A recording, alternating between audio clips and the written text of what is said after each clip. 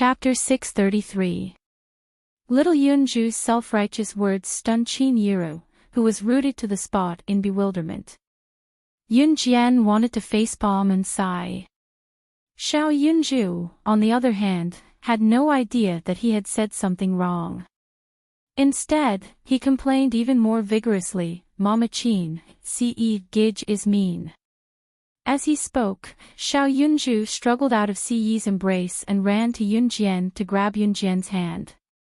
He looked at Yun Jian with his chubby cheeks and told Yun Jian, "Jijie, does it hurt? Ce Gij is mean. I'll hit him for you." As he spoke, Xiao Yunju ran to Ce and patted Ce's sleeve softly before running to Yun Jian to tell her, "He, Jijie, Ce Gij was hit by Xiao Zhu. It doesn't hurt." Xiao Yunju broke into a bright grin as he spoke. Qin Yiru, who stood at the door and did not enter the house, was completely dumbfounded. She had just snapped out of the joy of Yun Jian agreeing to her marriage with Gu Junjian when she heard this all of a sudden. And Xiao Jian, how could this be? Qin Yiru stared at the scene in shock, unable to snap out of her panic for a long time. Gu Junjian, who stood beside Qin Yiru, knew about Ce and Yun Jian's situation and could only sigh with a hand on his forehead. How could Xiao Zhu be so good at making things happen? She was actually able to tell the whole story so quickly.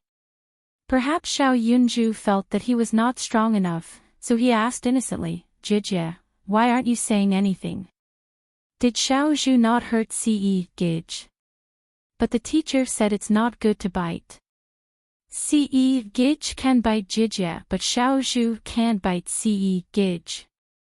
The teacher said that biting is a bad child and needs to be spanked. Xiao Zhu's innocent words made Yun Jian feel even more awkward. Being grabbed by Qin Yiru all of a sudden, Yun Jian was caught off guard. Yun Jian had learned how to kill and how to kill someone with a single blow. She had also learned medical skills and hacking, but she had never learned how to handle such a situation. Cough. "Xiao Zhu, come out. Uncle will accompany you to sleep." Gu Junjian knew that it would be terrible if the situation continued. If Xiao Yunju said anything else, Qin Yiru would probably overthink. Therefore, Gu could only take Xiao Yunju away first. "Why?" "Uncle Gu, Xiao Zhu won't leave." "If Xiao Zhu leaves, what will happen if Ce Gij bullies Jijie?" Xiao Yunju pouted and frowned. His expression was uglier than anyone else's. It was as if Ce had really bullied Yun Jian. "With your mother here, your Ce Gij won't bully your Jijie." Gu Junjian was speechless. He looked at Xiao Yunju and waved at Xiao Yunju again. But Xiao Yunju turned his tender face to Yun Jian. Seeing that Yun Jian seemed fine, he nodded and walked over to Gu Junjian. "All right." When he walked over to Gu Junjian, Xiao Yunju couldn't help but turn to Qin Yiru and say, "Mother Qin, don't let Ce Gij bully Jijie. Jijie will be in pain. Xiao Zhu will go to sleep first."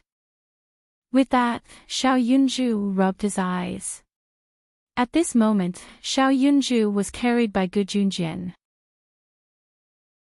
Chapter 634. Qin Yiru watched in a daze as Gu Junjian brought Xiao Yunju back to his room to sleep. It was only then that Qin Yiru shifted her gaze back to Yun Jian and Ce. Looking at Ce and Yun Jian, she opened her mouth and finally uttered, "Come out with me." Qin Yiru spoke in a serious tone when she said that. Her stern tone made Yun Jian's eyelids twitch. She had never heard Qin Yiru speak to anyone in such a serious tone. After all, Qin Yiru had always presented herself as meek. It was not that Qin Yiru could only present herself as meek. It was just that Yun Jian was not used to her being so stern all of a sudden. In spite of it, Yun Jian followed her out as well. Ce's tall frame trailed behind Yun Jian. He did not utter a word facing Qin Yiru. If it were not for Qin Yiru, Yunjian's mother, he would never have followed her so obediently. Who was he? Ling Pavilion's young master, the leader of an Hun group. No matter which identity he had, it was enough to shock the entire world.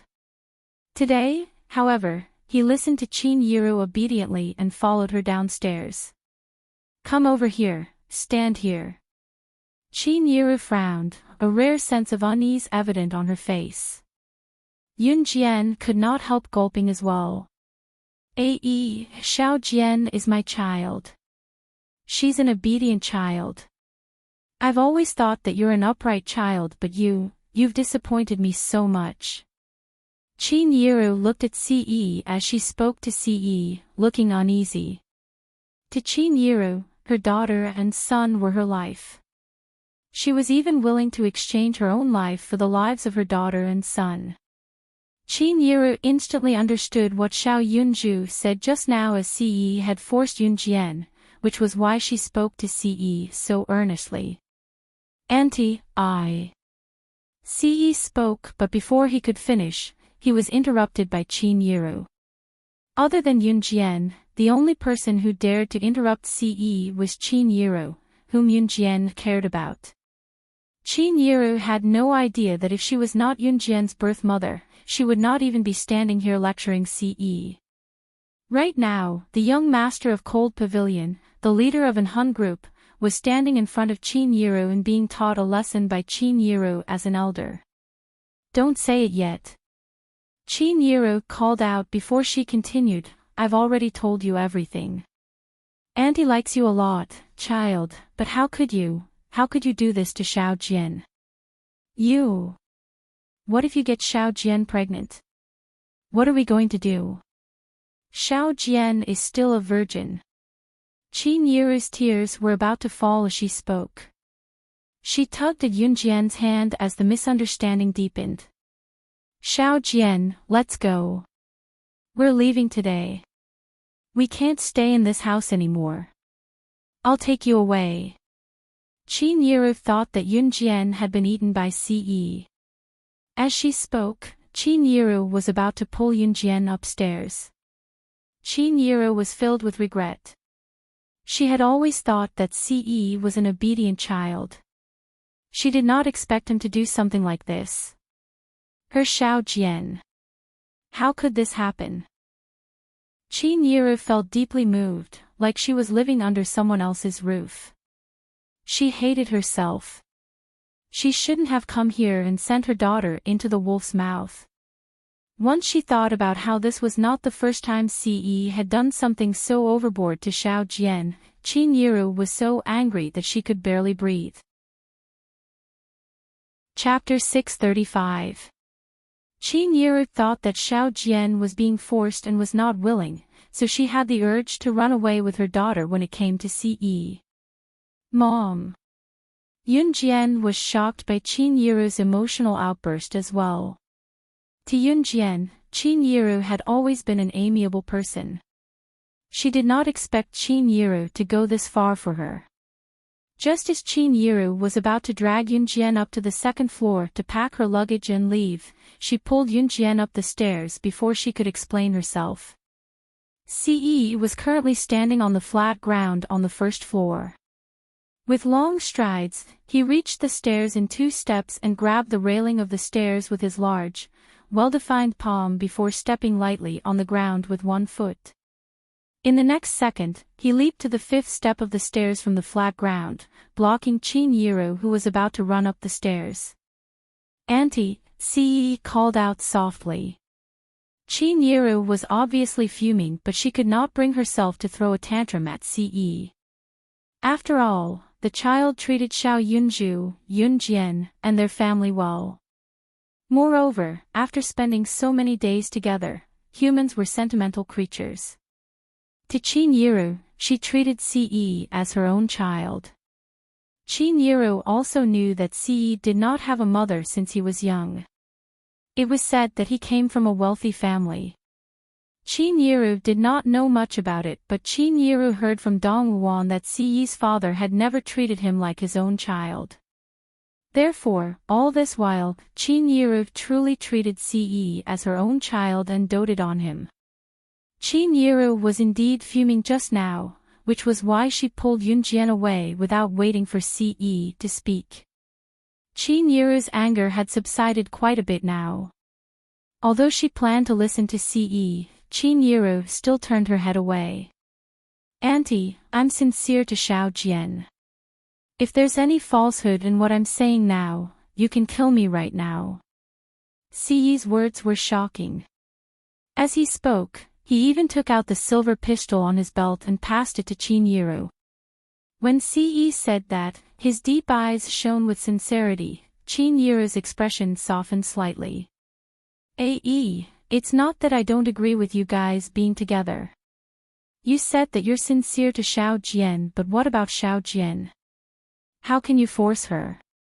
Chinyiru said with a frown. This was the real reason why Chinyiru was angry. It was not that Chinyiru disliked Ce nor was she against it. Chinyiru had completely misunderstood. She thought that Ce had forced Yunjian to do a lot of things that she should not have done already. Chinyiru thought that Ce had already started to grope her daughter before she knew it. This was what infuriated Chinyiru the most. As a mother, how could she feel good when she saw this? Of course, if Yunjian was willing, Chinyiru was a different story. Chinyiru was not against puppy love. Forced. Ce frowned. He had passed his gun to Chinyiru without a trace. Chinyiru, on the other hand, did not even notice why Ce had a gun. Chapter 636. It was awkward to say it, but Yunjian said it anyway. Yunjian knew that if she did not say it, Chinyiru's misunderstanding of Ce would probably worsen. Ha! Chinyiru froze on the spot when she heard what Yunjian said and looked at Yunjian. Chinyiru was completely dumbfounded after that. From the beginning, Chinyiru thought that it was Ce who forced Yunjian to say those things. Now, however, she was told that her assumption was wrong.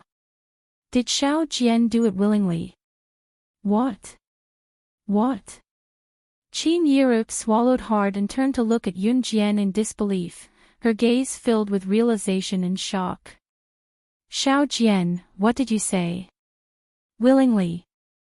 Did she blame Ce wrongly just now? Chinyiru continued. Mom, I didn't tell you before. He didn't force me, so you misunderstood. Since she had said it, Yunjian told her everything. This. Chinyiru widened her eyes in shock after she heard what Yunjian said. Her daughter had been with Ce for so long right under her nose. I think I came out at the wrong time. While Chinyiru was at a loss for words from her shock, Gu Yunjian's voice came from the staircase on the second floor. Chinyiru was feeling awkward as well. After all, she had misunderstood Ce. Gu Yunjian's appearance eased Chinyiru's awkwardness a little. Is Xiao Zhu asleep? Chinyiru changed the topic immediately. He's already asleep. Xiao Zhu's a good boy, Gu Junjian said and came down the stairs. Taking in the atmosphere, Gu Junjian asked with a faint smile, how's it going? If Gu Junjian were to ask his impression of Ce, he had a good impression of Ce. With Gu Yunjian's question, he brought the topic back to the original topic. Chinyiru coughed awkwardly and turned her gaze to Ce and Yunjian again. She did not notice what she was holding, Ce's silver pistol. Gu Junjian was shocked when he saw the gun as well. He took the silver pistol from Chinyiru's hand without a trace. Then, Gu Junjian draped his arm over Chinyiru's shoulder. Chinyiru shifted her gaze to Ce as well before looking at Yunjian. She told Ce, to be honest, I quite like you too. I won't stop you from being with Xiao Jian, but she's still young, so don't do certain things if you don't have to. Chinyiru was ashamed of herself toward the end. Of course, it was fine as long as everyone understood what she meant.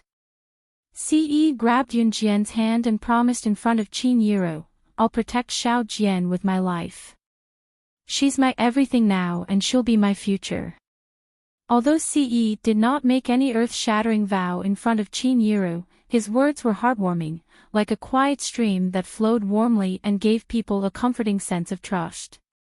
Forget it, forget it. We're getting old. Think about your matters yourselves. I won't interfere. Qin Yiro was not an old-fashioned person, so she let it go. Chapter 637. Qin Yiro had actually gotten married and pregnant at an early age. Qin Yiro had dropped out of high school and disregarded Dong Ruan's advice, following Zhang Meihua's arrangement to marry Yun Gang. Qin Yiro regretted it a little after they got married, but she had always chosen to believe in Yun Gang, believing that he would treat her well. What she did not expect was that Yun Gang loved to gamble. Not only did he frequently go to the casino to gamble, he even stole money from home and became worse each time. It broke Qin Yiri's heart, but it did not directly cause the marriage to fail. What really caused the marriage to end was that Yun Gang cheated on her. Qin Yiri could not believe it at first. She actually trusted Yun Gang, but she did not expect Yun Gang to really have a mistress behind her back. It was only when the mistress came to her that Qin Yiri realized her mistake. She should have divorced Yun Gang a long time ago, but she did not. Qin Yiri's mother-in-law, Lu Lanhua, even lectured her in front of her, saying, "Which man doesn't cheat?" At that moment, Qin Yiri was truly enraged, but she was a timid person. She still divorced Yun Gang with Xiao Jian's help. After going through such a complicated marriage that dragged her down for half her life, Qin Yiri finally saw through it. At the same time, Qin Yiri was determined not to stop her Xiao Jian if she could find someone she liked. When she found out that the person was Ce, Qin Yiri was quite fond of him too. Ce was handsome, but that was secondary. Most importantly, he had a good character. To Qin Yiri, it did not matter how he looked as long as he treated Xiao Jian well. Ce was undoubtedly the best candidate. Moreover, Yun Jian and Ce were in love with each other now. When she heard what Qin Yiri said, Yun Jian, who stood on the stairs, took a step back, nearly missing her footing. Qin Yiri actually said that she would raise their child for them if she got pregnant. That was not the problem though. Yun Jian realized that Qin Yiri had deeply misunderstood her and Ce.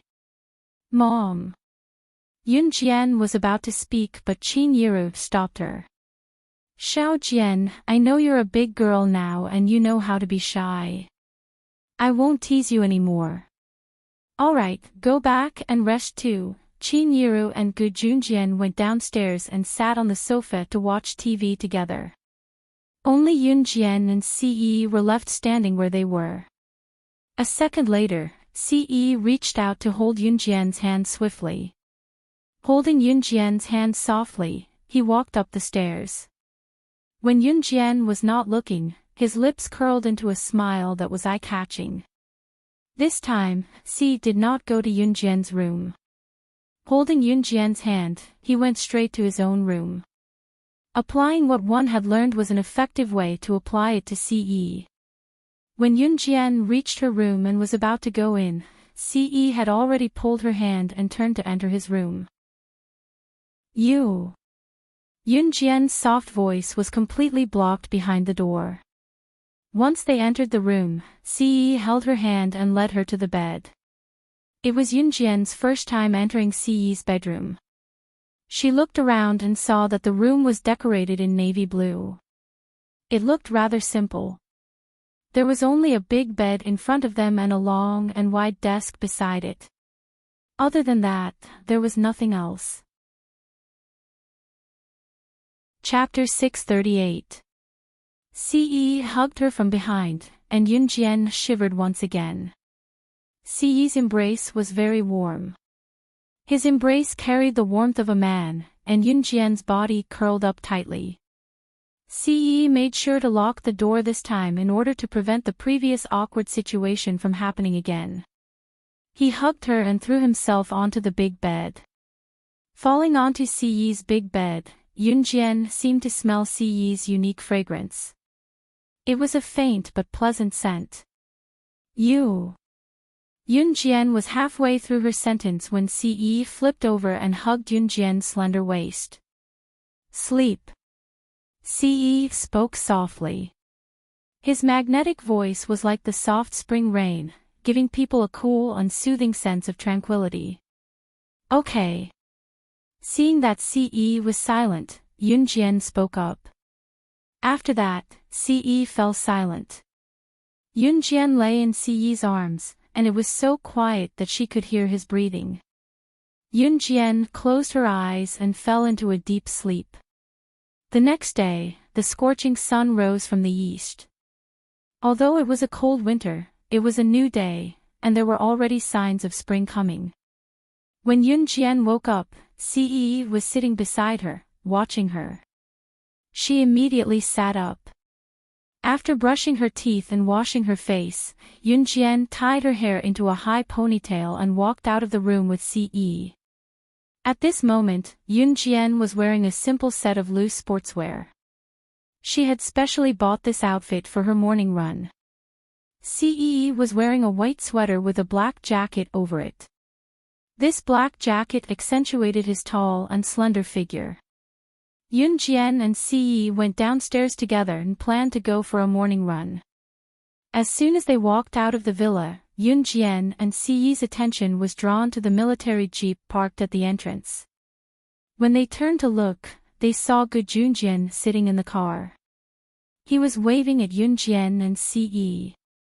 Thinking that there was another mission from the military, Yunjian walked over with a lift of her legs.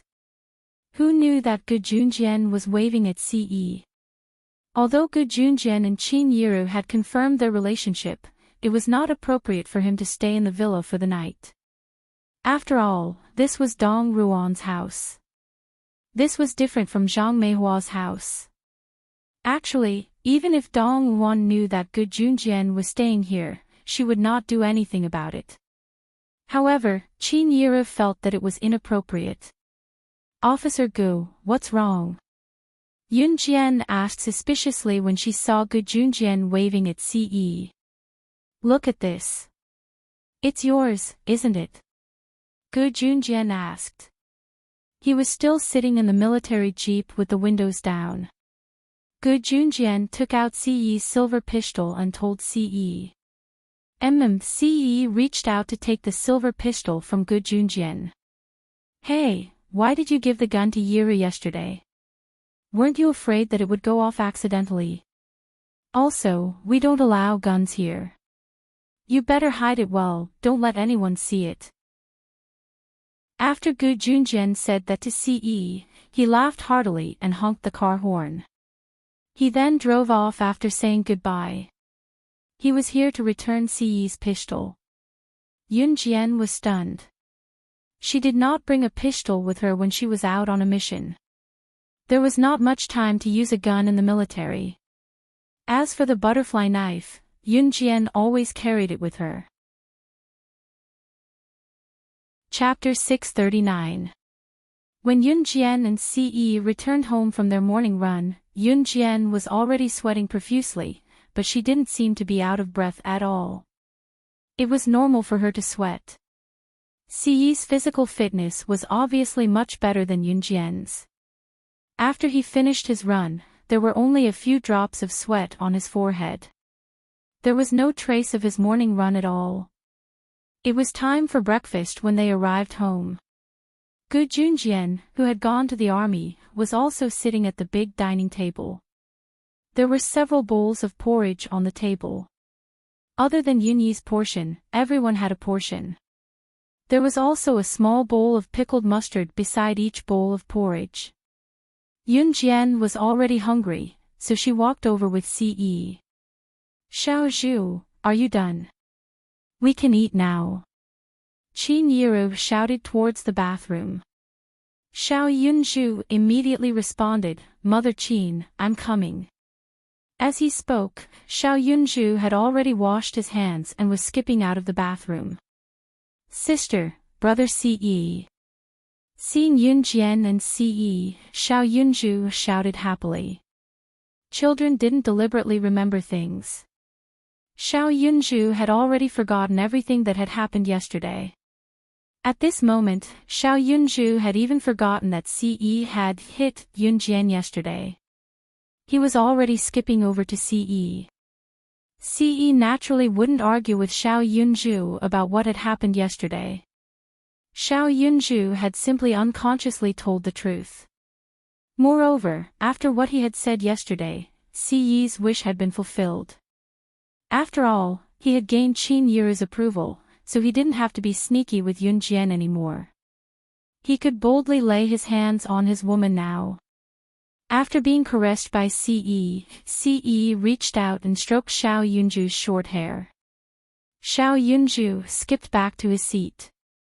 He picked up his small bowl of porridge and blew at it. Then, he poured some pickled vegetables into the porridge and swallowed them down. Xiaozhu's school reopens the day after tomorrow. Due to the weather last semester, they didn't have a parent-child sports day. The school's notice says that they'll have a parent-child sports day as soon as school reopens. Xiao Jian, since you're reopening the day after tomorrow and I'll be at work by then, since you're home, Xiao Jian, AE, you too can take part in Xiao Zhu's parent-child sports day on my behalf. Qin Yiru drank a mouthful of porridge and said to Yunjian and Ce. In fact, Xiao Yunju had already told Yunjian and Ce about it yesterday. Xiao Yunju was still sleeping in his room when he suddenly remembered it and rushed to Ce's room. However, he did not find her. It was only later that he went to Yunjian's room and saw Ce hitting his sister once he entered. He was so scared that he forgot his initial goal. Parent-child sports day. Yunjian narrowed her eyes and took a sip of porridge with a spoon before turning to Qin Yiru and asking with a raised brow. Yeah, it's a sports day for parents and children.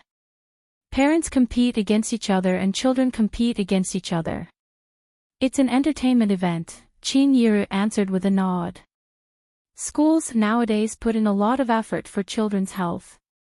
Events like the Parent-Child Sports Day were held to allow children and parents to get closer to each other. Jie, let's go, let's go. Xiao Yunju whined to Yunjian. Okay. Yunjian nodded with a smile. Chapter 640. Let your sister accompany you. I have to go out tomorrow and will only be back in a week. Although Ce couldn't bear to reject Xiao Yunju, he did have something to attend to and had no other choice. Xiao Yunju lowered his head and nodded dejectedly. Oh, I'll bring you some chocolates when I come back. Ce, on the other hand, smiled warmly. His smile was enchanting and it was hard not to like his handsome face. Is it the kind of chocolates you bring back from overseas? The kind that is as soft as water. Yay, yay, yay. Xiao Zhu loves those chocolates the most. Brother Ce is the best. Xiao Yunju immediately recovered from his sadness. He even forgot about the incident where Ce hit Yunjian yesterday. Yunjian could only smile in her seat. Xiao Yunju didn't like to eat chocolates from China. Country Z's chocolates were usually hard, but imported chocolates were smooth and soft. They were not greasy and the taste was just right. Ce had brought some chocolates for Xiao Yunju when he came back from the Enhun organization. Xiao Yunju still couldn't forget the taste, so when he heard that brother Ce wanted to bring him some chocolates with that flavor, he was even happier. He was even happier than when brother Ce went to his school's sports day. Yay, there's food. Time flew by and in the blink of an eye, the new year was over and the new year was about to begin. The students had just finished their long holidays and were about to return to school. Xiao Yunju started school one day earlier than Yunjian because the parent-child sports day hadn't been held last year. In order to celebrate the new year, the school held the parent-child sports day early in the morning. The purpose was to allow the children and their parents to interact more. CE had already returned to an Hun organization. On Xiao Yunju's first day of school, Yunjian got up early in the morning. She was still wearing the cotton sportswear and her hair was tied up in a high ponytail. She looked very energetic. It was Monday, a new week. There were many cars parked in front of Waning-e Elementary School. Most of them were bicycles, and there were also quite a number of motorcycles. However, there were only a few cars.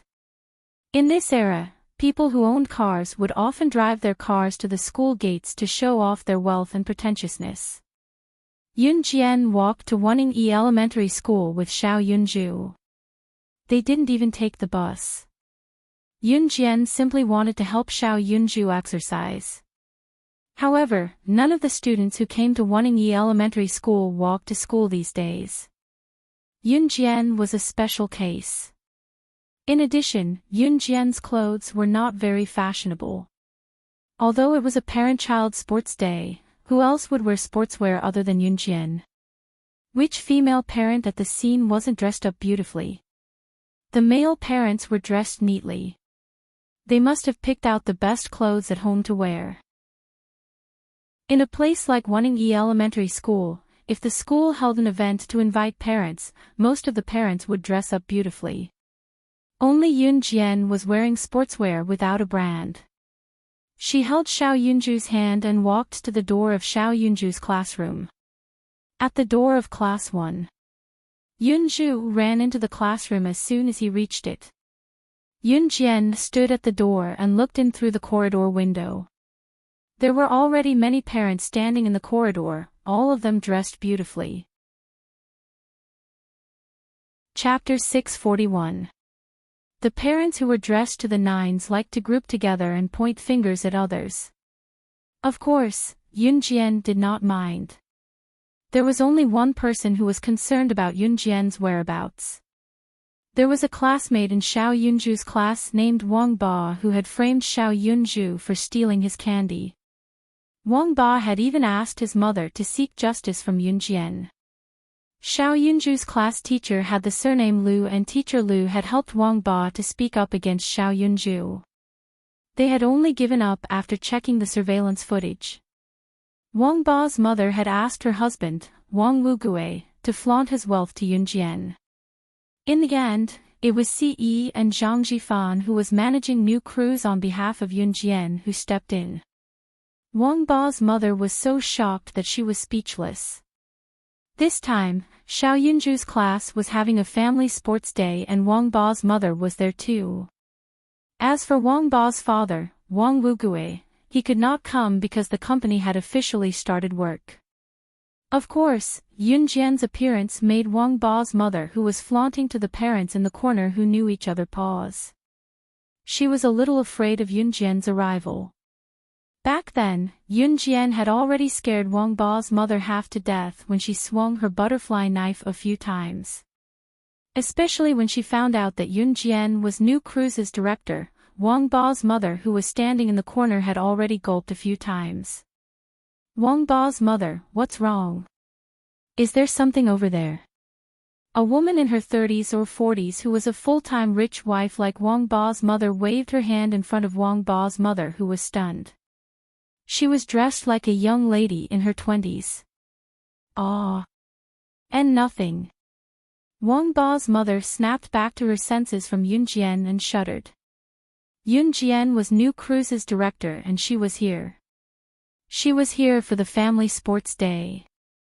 Wang Ba's mother was reprimanded by her husband, Wang Wugue. If she were to meet Yunjian in the future, she must not offend her. Wang Ba's mother was a little afraid now. Wang Ba's mother, you were looking at that little girl over there, right? TSK. I really don't know whose parent she is. She's dressed so shabbily, yet she still has the nerve to participate in the parent-child sports day. The woman in the fancy dress looked at Yunjian and complained. After that, the woman in the fancy dress glanced at Wang Ba's mother and asked, Wang Ba's mother, don't you think so? The woman's words made Wang Ba's mother shiver. What a joke. How could he say that the chairman of New Cruise was dressed shabbily? If she didn't know Yunjian's identity, Wang Ba's mother would have agreed with the woman in the fancy dress. But now, she didn't dare to say anything. I'm going to the toilet. You guys talk. Wang Ba's mother found an excuse and hurried to the toilet. Coincidentally, she also avoided the topic. Really? You don't know what's good for you. Do you think you're so powerful?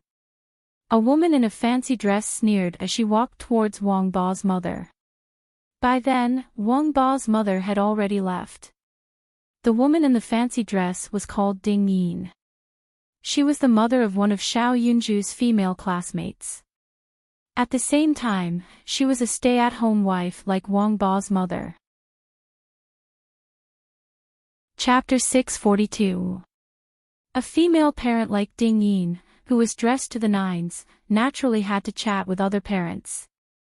Even without Wang Ba's mother, she could still find new companions and chat with them with similar interests. Yun Jian was standing by the corridor outside Xiao Yunju's classroom window. She watched as Xiao Yunju sat neatly in the front row and listened to their homeroom teacher, Miss Liu. The new year had just started, so the homeroom teacher naturally had a lot to say. This meant that the parents present would have to wait for a while. It was already 8 in the morning when Yun Jian brought Xiao Yunju to the classroom. It was 8:30 now. The teacher spoke for half an hour about the things to take note of when school reopens, including the collection of winter vacation homework. Xiao Yunju was well behaved throughout the winter vacation. He had already completed his homework, so he was rather confident when the teacher collected his homework. After collecting the homework, the teacher spoke a little more about school reopening before she stood on the podium in Xiao Yunju's classroom and announced the official start of the Parent-Child Sports Day. Xiao Yunju and the rest of his classmates cheered excitedly when they heard the announcement. For a moment, cheers like, yay yay yay, and, that's great, filled the entire building. Waning Elementary School was a school that placed emphasis on the students' physical health. The school placed more emphasis on the interaction between parents and children. Therefore, the school often held activities like the Parent-Child Sports Day. Now, may the parents standing at the door please enter the classroom. I'll talk about the rules of the sports day. Miss Liu opened the classroom door and shouted at the parents in the corridor. Hearing the teacher's words, the parents in the corridor entered the classroom one after another and stood beside their children's seats. Once the parents entered the classroom immediately became noisy. The homeroom teacher, Miss Liu, stood on the podium and slammed the table as she shouted, "Quiet! Quiet down and listen to me." As soon as she finished speaking, she saw a familiar figure. Yun Jian walked in from outside the classroom. She walked straight to Xiao Yunju's seat and stood not far from the podium. Looking at Yun Jian, Teacher Liu couldn't help but recall how she had misunderstood Yunju and helped Wang Ba to scold Yunju. Later, he even went to Yunju's sister, Yun Jian, to badmouth Yunju. In the end, the misunderstanding was cleared up. It turned out that Wang Ba had bullied Yunju. And the way Yun Jian swung the butterfly knife in front of him. At the thought of this, Teacher Liu couldn't help but tremble. She actually came too. "Sister!" Xiao Yunju shouted happily when he saw Yun Jian walking into the classroom. Then, he obediently folded his hands and placed them neatly on the desk as he watched the teacher speak. "Hee, you're Yunju's sister. Hello big sister, you're so pretty." Sitting next to Yunju was a pretty little girl who looked like a doll. She praised Yun Jian when she saw her and giggled at the same time. "Thank you, you're pretty too." Yun Jian nodded slightly. Big sister, I'm Yunju's desk mate. My name is Duanli. Everyone calls me Chestnut. You can call me Chestnut too. Nice to meet you. The girl who called herself Duanli introduced herself to Yunjian politely. Chapter 643. Xiao Yunju turned around and looked at Duanli happily. Of course. After that, no one spoke because Teacher Lu, who was standing on the podium, had already started speaking. The competition will start at 9:00 sharp. I took a look at the students in our class.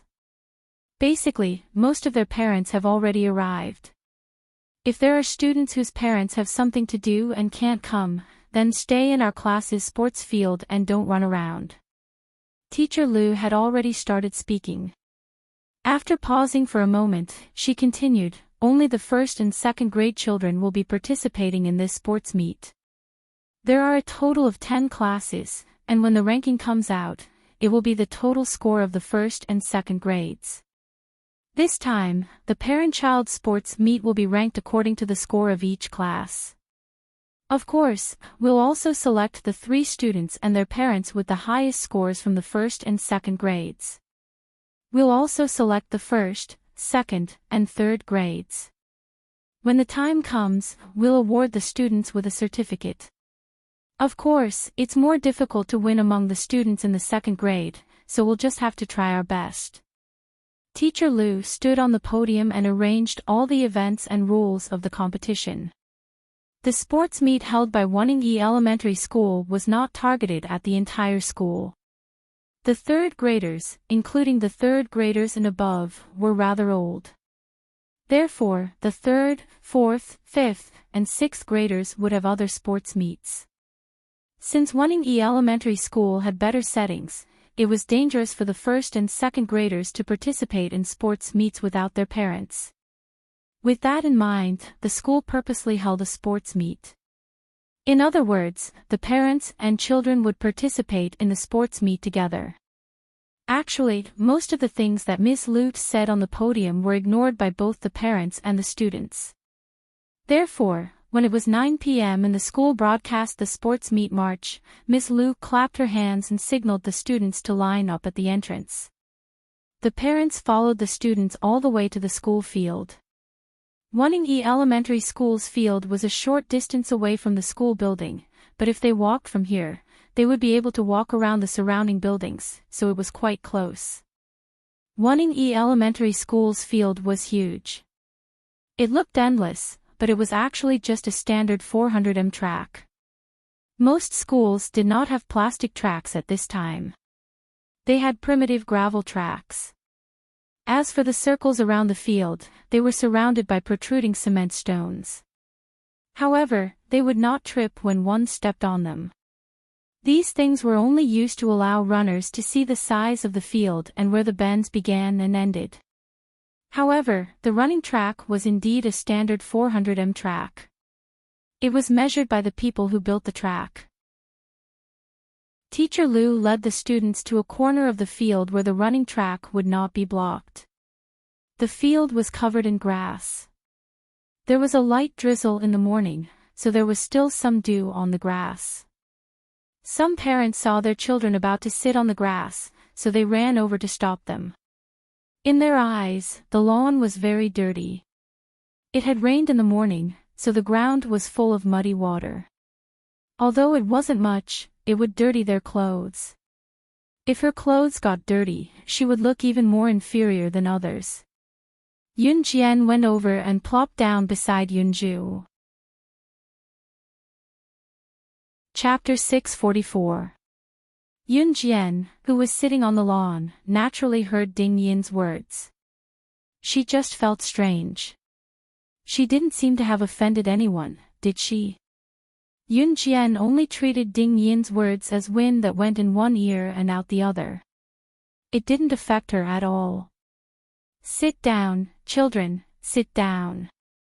Teacher Lu kept shouting, but the parents were indifferent.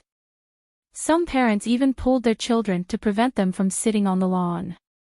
There were no proper stools for them to sit on, but they had to sit on the lawn. In the eyes of some parents, this was a way to lower their status. Whether it was in this era or the modern era, there was a concept of wealth. Some people made friends not for friendship, but for money. Of course, there were people who made real friends, but it wasn't common. Ding Yin was holding a little girl in a doll costume. Although the little girl's appearance wasn't bad, she was as vain as Ding Yin. Her head was full of little braids. Isn't that so? How come the school nowadays dares to accept just anyone? Standing beside Ding Yin, a woman who was also holding a little girl in her hand said to Ding Yin with a flirtatious tone. This woman was actually the same age as Ding Yin, but she looked much older. After all, Ding Yin wasn't bad looking, but compared to Yun Jian, Ding Yin's appearance was probably a lot worse. This woman flirted with Ding Yin because she knew Ding Yin, and Ding Yin's husband was her superior. Even if it was a flirtatious tone, Ding Yin felt very good. Not long after Yun Jian and Xiao Yunju sat down, Duanli walked over with her slender short legs. She also sat directly next to Xiao Yunju and said to Yun Jian, "Little sister, I have nowhere to go. Can I join you?" "Sure, sit down. My sister is very nice." Before Yun Jian could say anything, Xiao Yunju took the initiative to invite Duanli to sit next to him. Children were the most enthusiastic when they played with each other. Soon, Xiao Yunju and Duanli started chatting. Yun Jian didn't think it was a bad idea. After all, children were the best companions in terms of age. "Yunju, I really envy you. You have such a nice sister." Duanli pouted. She held a small wooden stick in her hand and slid it on the ground. "My sister is really good to me, and so is brother Ce, mother Qin, uncle Gu, they're all very, very good to me. Oh right, if there's a chance next time, I'll definitely let you meet my big brother Ce." Xiao Yunju said happily. Sure. Duanli let out a big grin when she heard that. Students who are not accompanied by their parents, please do not leave your sports field. Now, students who are accompanied by their parents, please follow your parents to line up here. The sports meet is about to begin. Teacher Lu stood up and clapped her hands as she spoke to the students. "Chestnut, let's go line up." Xiao Yunju said as he stood up. Yun Jian also stood up. Duanli sat on the grass. When she heard Xiao Yunju's words, she suddenly lowered her head. At this moment, Yun Jian suddenly realized that Duanli didn't have any parents accompanying her. "My dad, he won't come." Duanli lowered her head. She forced herself to raise her head and said to Xiao Yunju, "You guys go. I'll be here cheering for you." Xiao Yunju was silent for 2 seconds. Although he was also a child, he could feel something. Chapter 645. What about you, Yunju? Duanli was overjoyed, but then she thought about what would happen to Yunju if his sister went with her. "I'm a man, it's okay if I don't go." "You go. Chestnut, I'll cheer for you at the finish line." Xiao Yunju looked at Duanli and said generously. But Duanli's doll-like eyes were about to burst into tears. She was touched, but she didn't dare to accept it. "It's okay, little Zhu has grown up. It's the same if I go with you." Yun Jian couldn't help but rub Duanli's head. She had to admit that even though it was her first time meeting Duanli, she was filled with joy. Thank you, Yunju, and thank you too, big sister." Duanli rubbed her eyes that were about to burst into tears. She accepted the kindness happily. For Duanli, she hadn't had any parental love since kindergarten. Her mother had passed away, and her father was an alcoholic who drank every day. She also had a 6-year-old sister who was in kindergarten. Therefore, Duanli had been very obedient since she was young, because she had to take care of her sister. However, her father liked to beat her and her sister whenever he drank.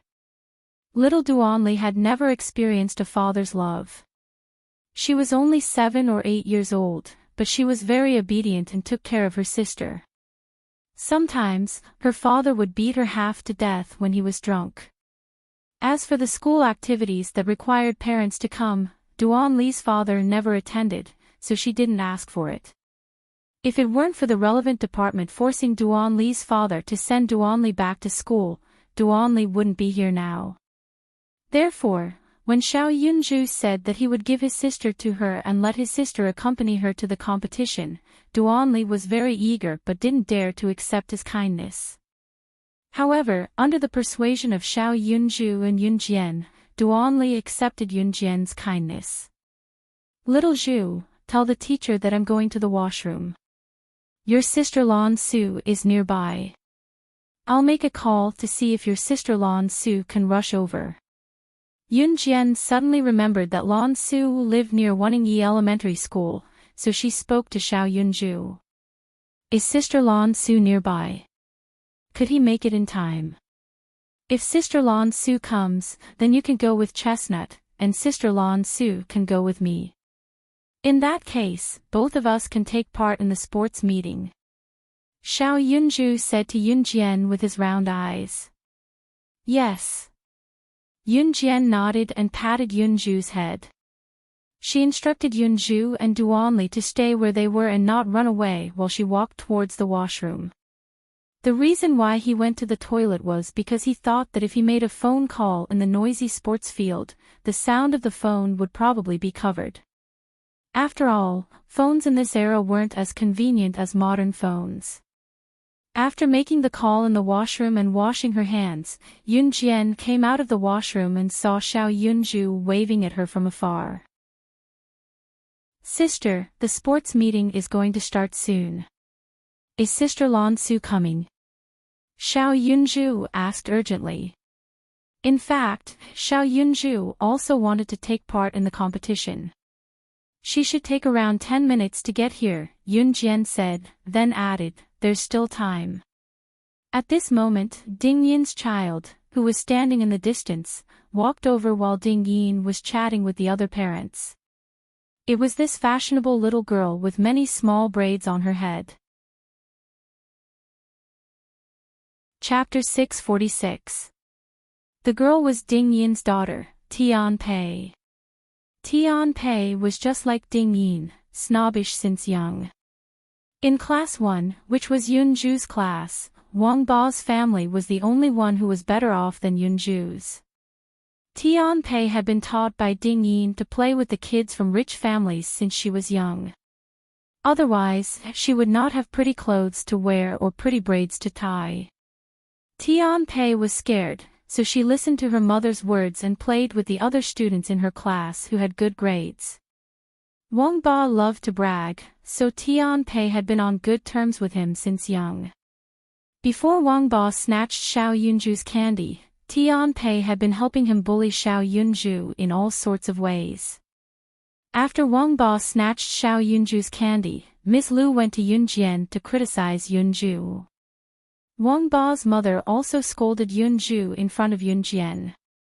In the end, they found out from the surveillance that Wang Ba had lied. After being threatened by Yunjian, Wang Ba realized that even his mother was not helping him. Wang Ba did not know what it meant to be the chairman of new crews.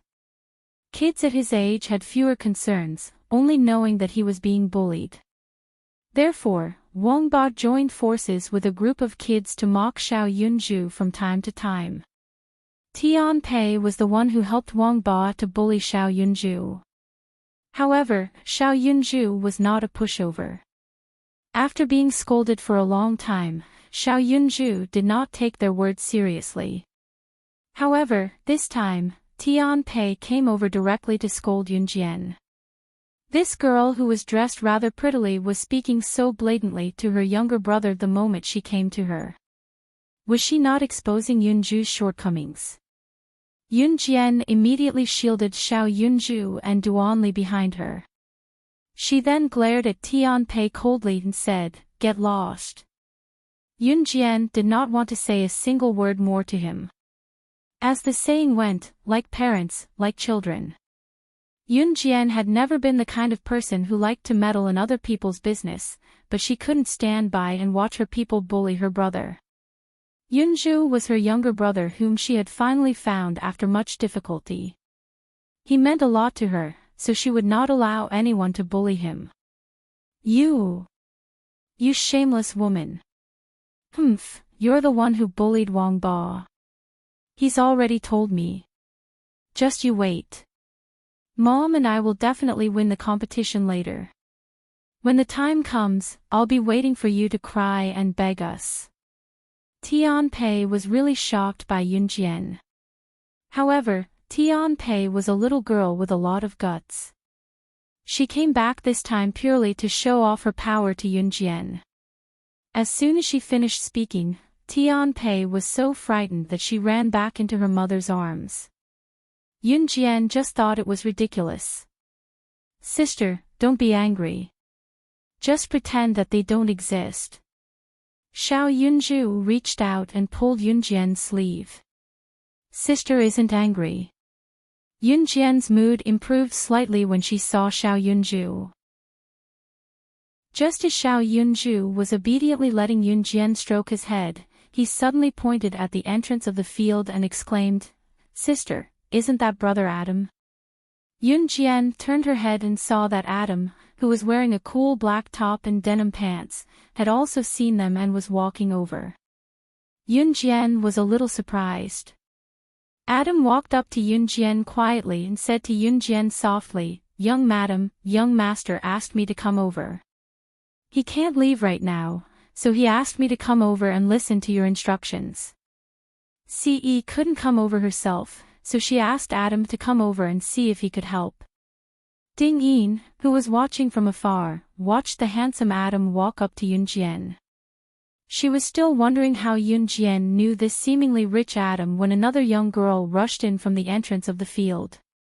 This young woman's clothes were conservative, but her hair was scattered around her head. Chapter 647. Lan Su went around Adam to stand in front of Yunjian. Lan Su was tall to begin with.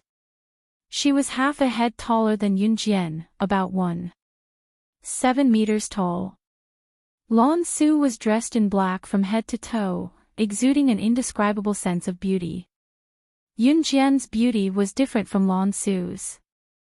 Lan Su was tall with a hint of coolness while Yunjian was delicate and delicate.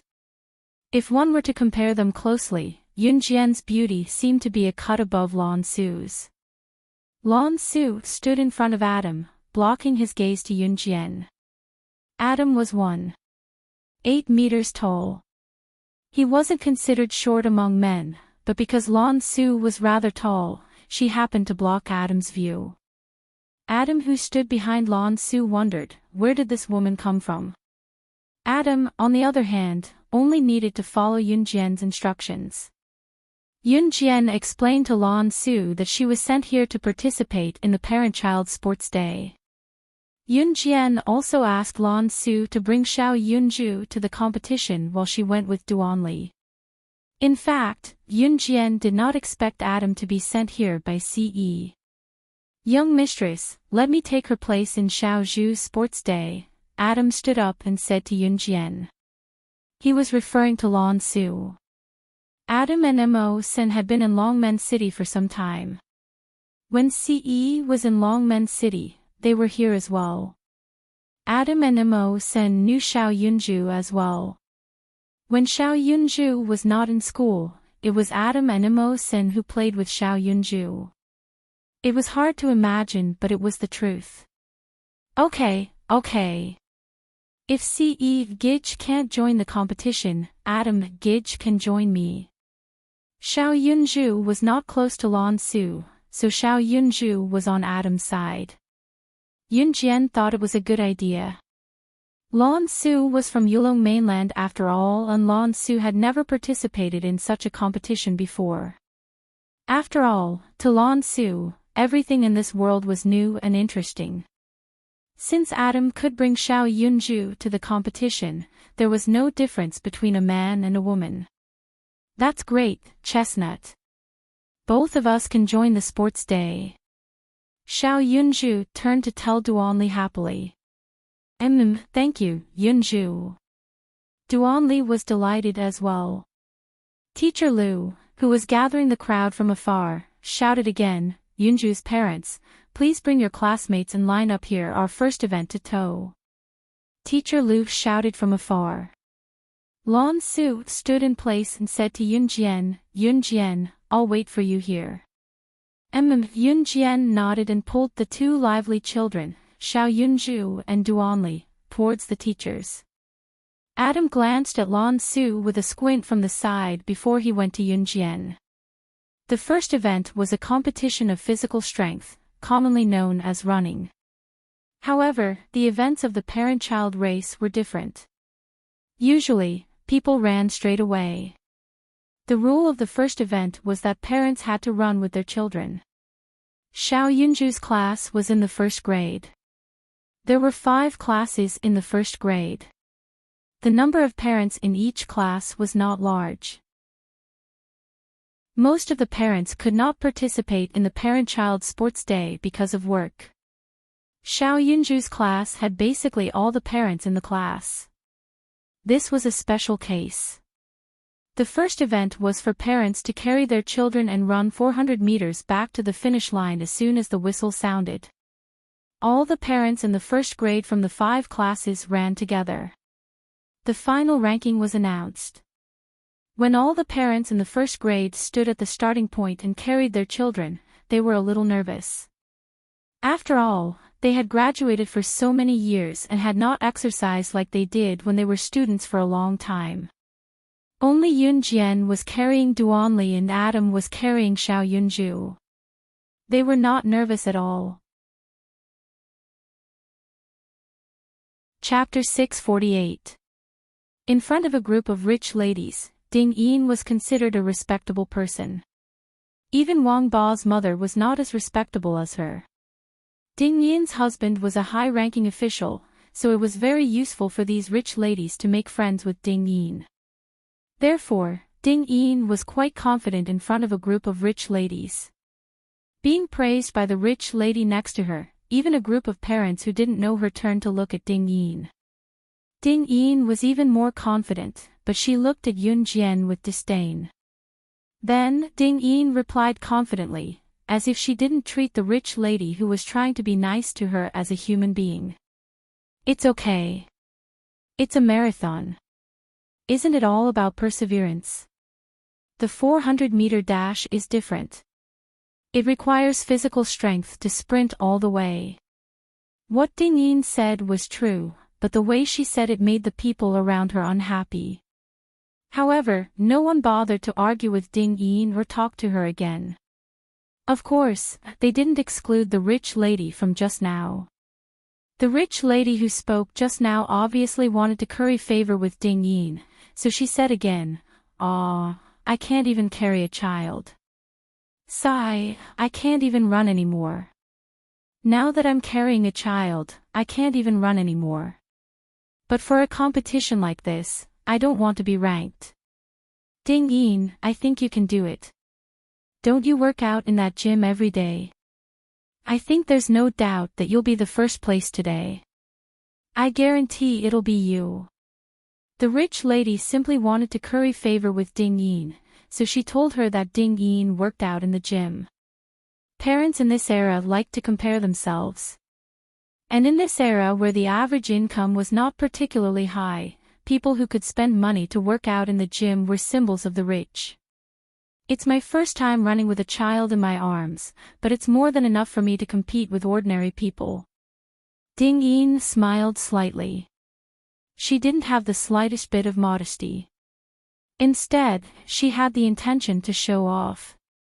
Most of the people present were disgusted by her words.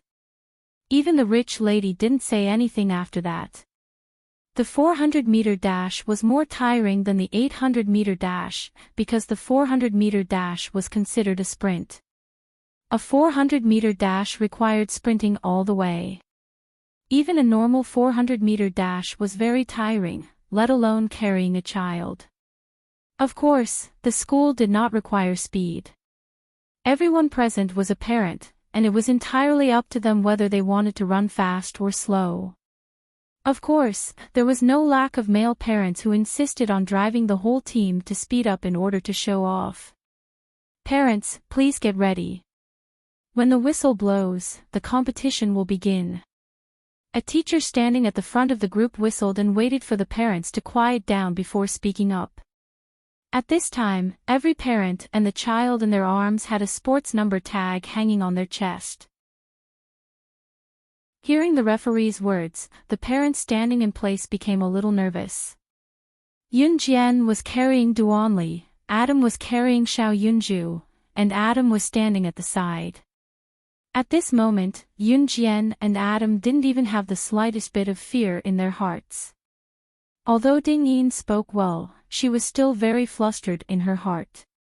Everyone, get ready. Show. As soon as the referee blew the whistle, the parents standing at the starting line rushed out with their children in their arms. In fact, such an event was quite interesting in everyone's eyes. Therefore, under the tense atmosphere, everyone ran with all their might. The 400-meter dash wasn't suitable for jogging at the beginning. Therefore, all the parents strode forward with all their might. Ding Yin rushed to the front with her daughter, Tian Pei, in her arms. She was smug that she ran faster than some of the male parents. But in the next second, Ding Yin suddenly felt a figure overtake her like a bolt of lightning, rushing forward as fast as the wind. The teachers who were watching from the starting line were also shocked by the thin figure who suddenly overtook everyone and ran at the front. Chapter 649. Mom, they overtook us. Run. Hurry. After being overtaken by Yun Jian, Ding Yin's daughter, Tian Pei, couldn't accept it. Tian Pei buried herself in her mother's arms and struggled with all her might. Ding Yin herself wasn't convinced either. Hence, without Tian Pei's reminder, Ding Yin ran with all her might. However, the more she ran, the more strenuous it became.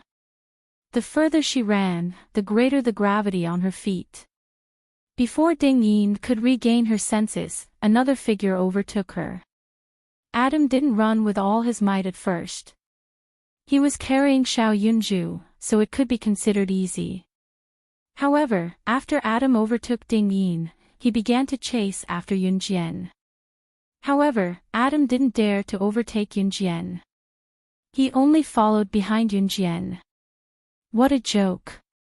If the news of him overtaking young madam were to spread to his young master one day, he would be killed. Moreover, if Adam really wanted to overtake Yun Jian, he felt that he couldn't because Yun Jian's running speed was abnormally fast. The sun shone down diagonally. The morning sunlight was very abundant. However, this 400-meter track seemed to be opened only for Yun Jian and Adam. Ding Yin ran with more and more difficulty. She gradually slowed down. Although she worked out in the gym all year round, Ding Yin's physical strength didn't increase. She might be a little stronger than some male parents, but her physical strength couldn't compare to Yun Jian and Adam. Seeing that Adam overtook her with Yunju in his arms, Tian Pei's missy temper immediately flared up. Ever since she was young, she had everything. She could get whatever she wanted. There was never anything that Tian Pei couldn't get. Moreover, after playing with Wang Ba for a long time, their personalities were more similar. Tian Pei started to throw a tantrum when she saw Adam carrying Xiao Yunju and easily catching up to Yun Jian. Tian Pei was held in Ding Yin's arms. She struggled desperately and cried, "No, I don't want to, I don't want to, I want to be first, I want to be first, I don't want to be overtaken by Yunju. I don't want to, I don't want to. Mom, hurry up, hurry up." As she spoke, Tian Pei used her sharp fingernails to grab Ding Yin's clothes. Ding Yin had been bragging at the beginning, but now that she had been surpassed by Yunjian and Adam, her mood was already very complicated. In the end, when Tian Pei made such a fuss in her arms, Ding Yin's mood immediately worsened. Tian Pei! Stop right there. Stop messing around. Ding Yin immediately roared at Tian Pei. Tian Pei, who was startled by the roar, started to make a scene even more fiercely. Tian Pei had the personality of a rich young lady. At the same time, she was also very stubborn. Therefore, she hit and made a scene at Ding Yin. She did not care about her mother's ability at all. She was determined to achieve her goal. Ding Yin was originally still running, but when Tian Pei made such a fuss, she immediately became irritated. Moreover, Ding Yin was already very tired at this time. Her running speed became slower and slower, to the point that she was overtaken by countless male parents carrying their children. At this moment, Yunjian and Adam had already rushed towards the finish line with Duanli and Xiao Yunju in their arms. Upon closer inspection, there was not even a single drop of sweat on Yunjian and Adam's faces. Duanli and Xiao Yunju were very happy. They held hands and jumped in circles, shouting, "We won," and other things like that. Yunjian only smiled slightly. As for Ding Yin, when she reached the finish line while arguing with her daughter, she was already in the 20th place. As a result, the words that Ding Yin had boasted in front of all the parents were instantly proven true. Many parents hid in a corner and secretly laughed at her. Chapter 650. After the parents of the second graders finished competing, the first segment of the competition ended and the morning competition came to an end. After the morning competition ended, Yunjian, Lan Su, and Adam went to a nearby noodle restaurant for lunch. They ordered a bowl of pickled vegetable ramen. The pickled vegetable ramen was delicious. After Yunjian and the other two finished their lunch and returned to Woningyi Elementary School, the afternoon competition began. Xiao Yunju and the others had lunch at school. There were 3 major competitions for the Parent and Child Sports Day. The first was the Parent and Child Sports Day, where the parents carried their children as they ran. This competition ended in the morning. The second competition had nothing to do with the parents. The second competition was between the students themselves. The third competition was between the parents and the other parents. The second competition was open to all students and the parents could watch from the side. For this competition, there was a 20-meter distance. The students would jump back and forth using frog jumps to see who was faster and who scored higher. The scores were all calculated by the school, so it was absolutely fair. Yunjian brought Xiao Yunju and Duanli to the queue to wait. Because the frog jumps were open to all students and only a few student scores could be registered at a time, it was more time-consuming. Therefore, the third competition for the parents was also held at the same time.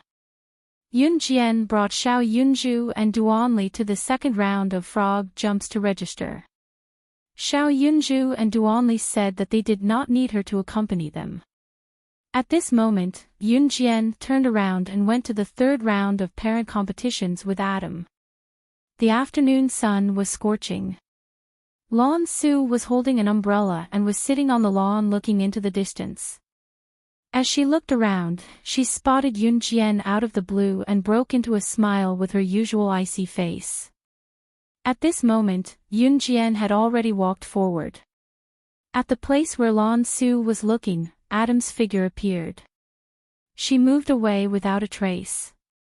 Xiao Yunju and Duanli were standing beside a flower bed, waiting for the teacher to register. Both of them had sports number tags on their chests. At this moment, there were still many students in front of them who were participating in the frog jump. Xiao Yunju and Duanli listened to Yunjian's words and held hands so that they wouldn't get separated. Duanli blinked her adorable eyes. She stole a glance at Xiao Yunju and said, "Yunju, that man is so beautiful. Is he the CE you were talking about? Children would ask whatever they thought of. Even though Xiao Yunju had called out to Adam as Big Brother Adam when they first met, Duanli definitely wouldn't intentionally remember it. No, Big Brother CE is even better looking than Big Brother Adam. When Big Brother CE comes back, I'll definitely let you meet him. Xiao Yunju said. Oh. Duanli blinked and nodded. At this moment, a beautifully dressed girl with many small braids on her head walked over. When the girl walked over, she walked up to Duanli without saying a word. She reached out and pushed Duanli to the ground. Duanli and Xiao Yunju were originally holding hands because of Yunjian's words. However, when the girl pushed Duanli, she fell and their hands broke. What are you doing? Xiao Yunju looked at Tianpei who had suddenly appeared in front of him. He suddenly felt a surge of anger and roared at Tianpei. Humph, who told you to beat me? You deserve it. Tianpei spat at Xiao Yunju. Then, she scolded Duanli, you pitiful worm without a mother. You can only rely on others to win. Shame on you. Shameless.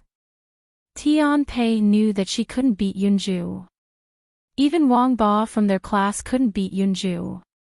Therefore, Tianpei pushed Duanli, who was closer to Yunju, away. Hearing Tianpei's words, Duanli lowered her head. Chapter 651.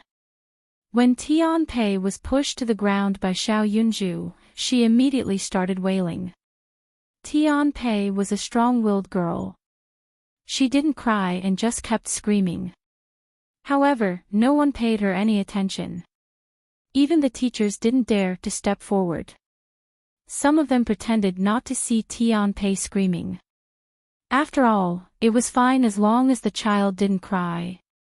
The reason why the teachers didn't dare to step forward was because they had all seen what had happened during the competition. Tianpei had yelled and screamed in her mother's arms when she hadn't gotten first place. She had even hit her own mother. To the teachers, this kind of student was the scariest.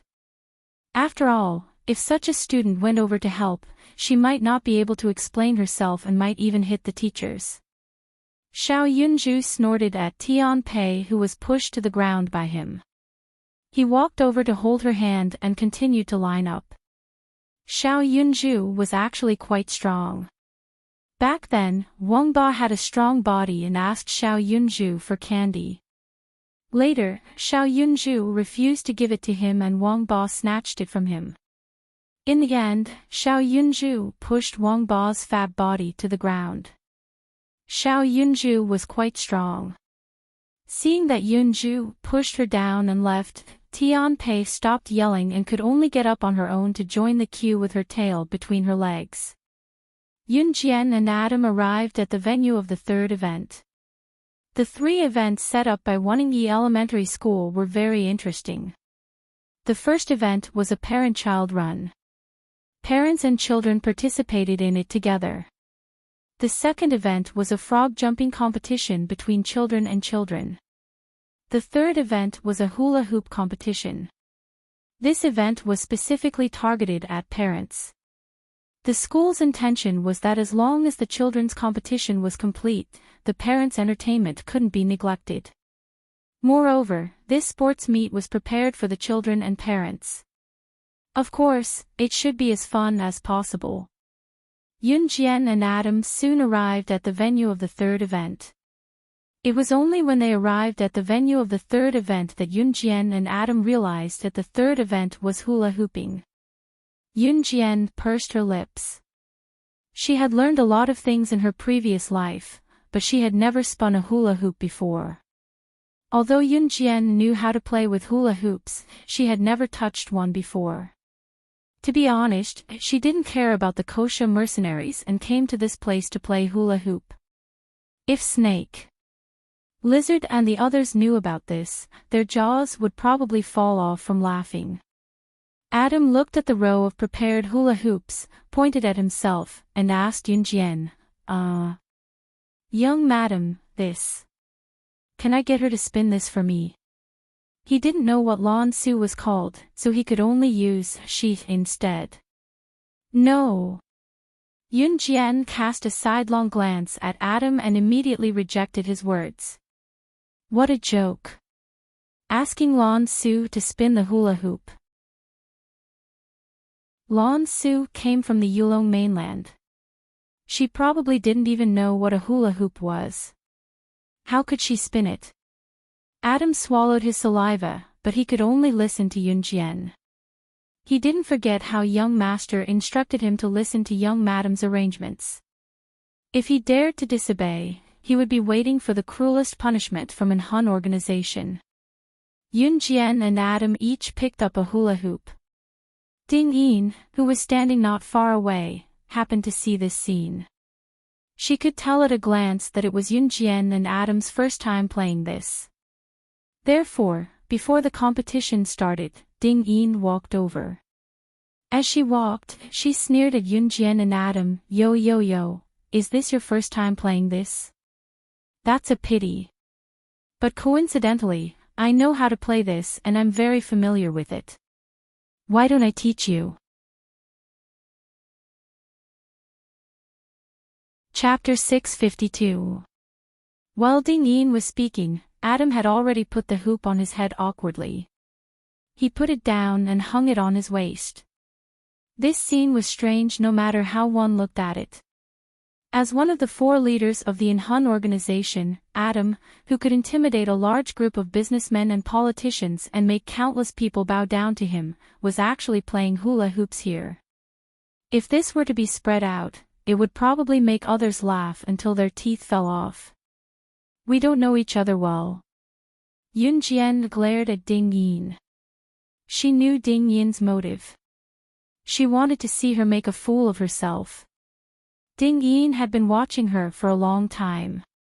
If she couldn't see through Ding Yin's eyes, then her years as a secret agent in her previous life would have been for nothing.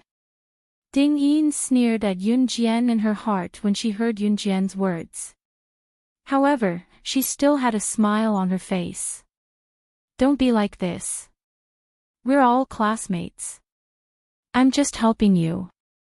You don't know how to play this. This is how it should be played. As she spoke, Ding Yin took the hula hoop off her head and placed it on her waist with one hand. Then, Ding Yin grabbed the hoop with both hands. She suddenly let go and her waist started spinning with the hoop. Like this. Just spin it. Follow me, Ding Yin said in a disdainful tone. Then, she glanced at Yunjian from the side and said in disdain. Ding Yin's figure wasn't particularly slender. After giving birth, her figure had grown even more out of shape. Therefore, the way Ding Yin spun the hoop looked like she was secretly laughing. After all, the competition hadn't started yet. She was already spinning the hoop. Yunjian found it funny, but she didn't say it out loud. Parents, the competition is about to start. Please get ready, the teacher said. The competition was about to start.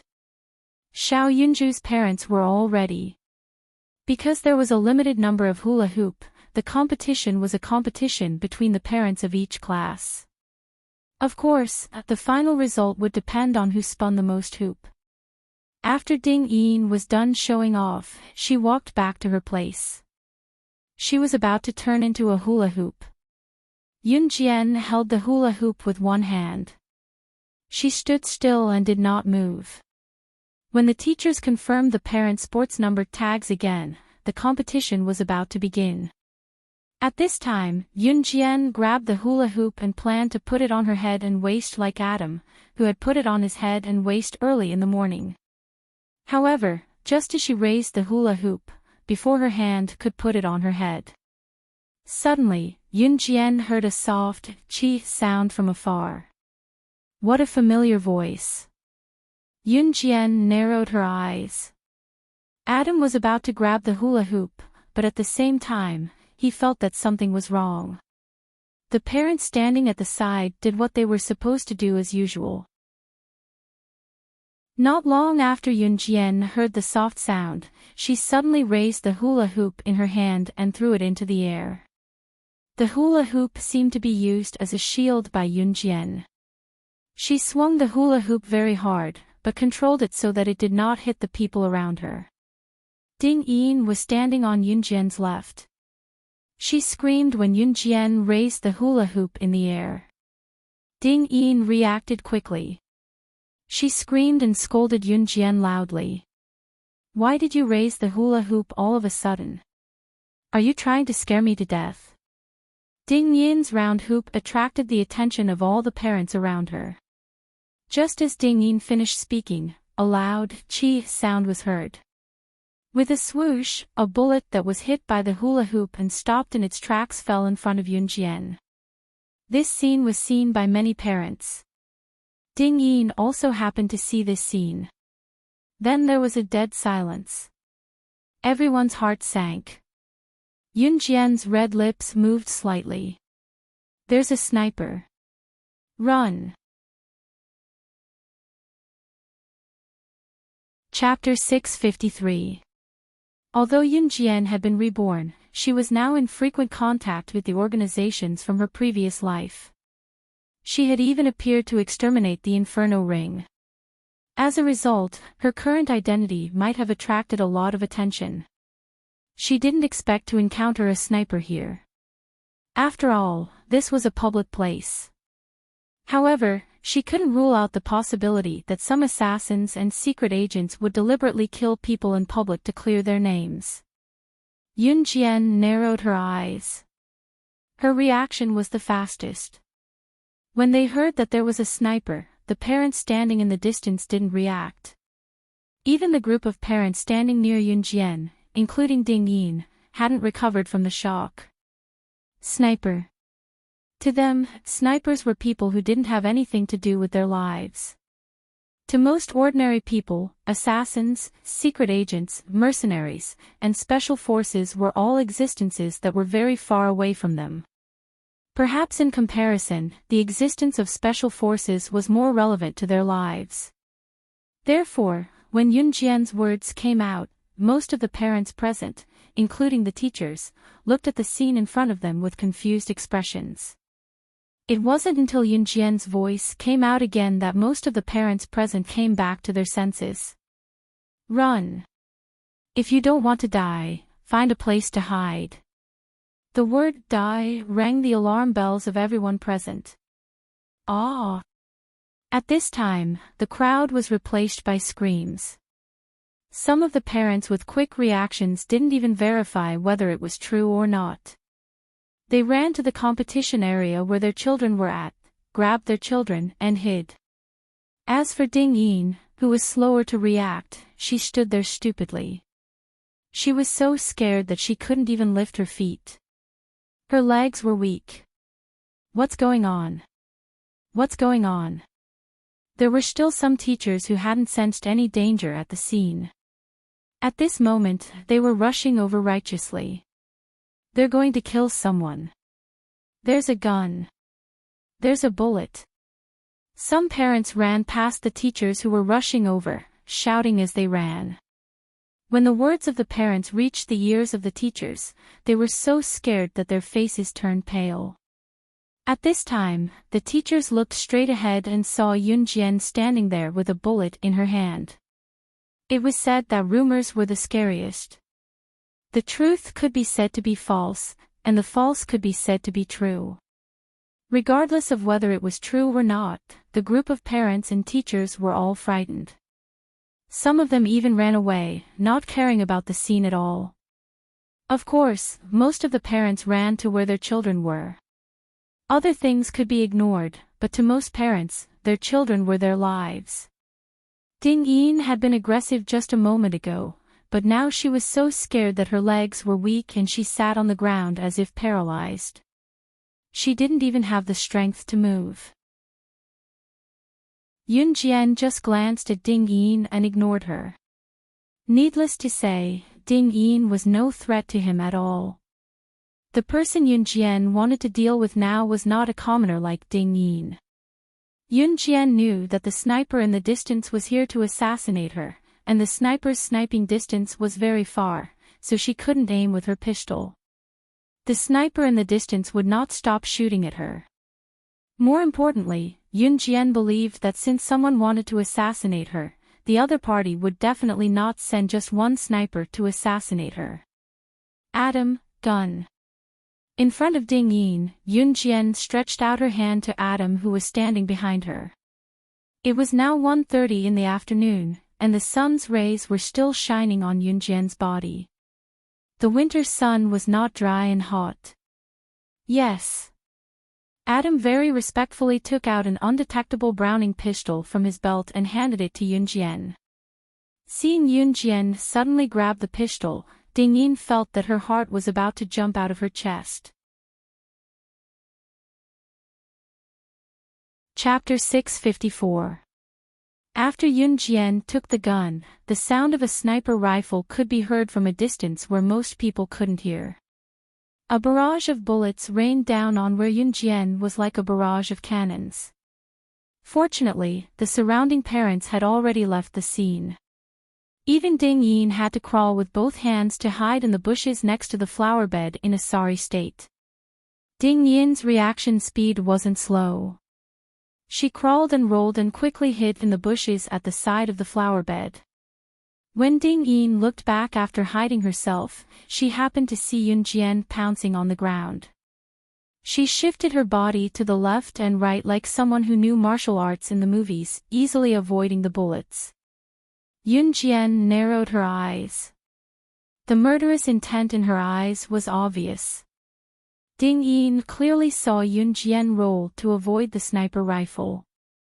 She was so scared that she covered her head and almost lost her courage. Yun Jian was so powerful. She was so powerful. Ding Yin was scared half to death. Adam also dodged to the side. Because the target of the bullet was Yun Jian, Adam only brushed past her. There wasn't a sniper aiming at him. Therefore, Adam's movement to dodge the bullet was very small. Just as Adam was about to step forward to help Yun Jian suddenly felt that something was wrong. She yelled at Adam, "Adam, go find my brother." Today, she didn't think too much about it. She came to Xiao Yunju's school's parent-child sports day. The first event was over. The second and third events were held at the same time.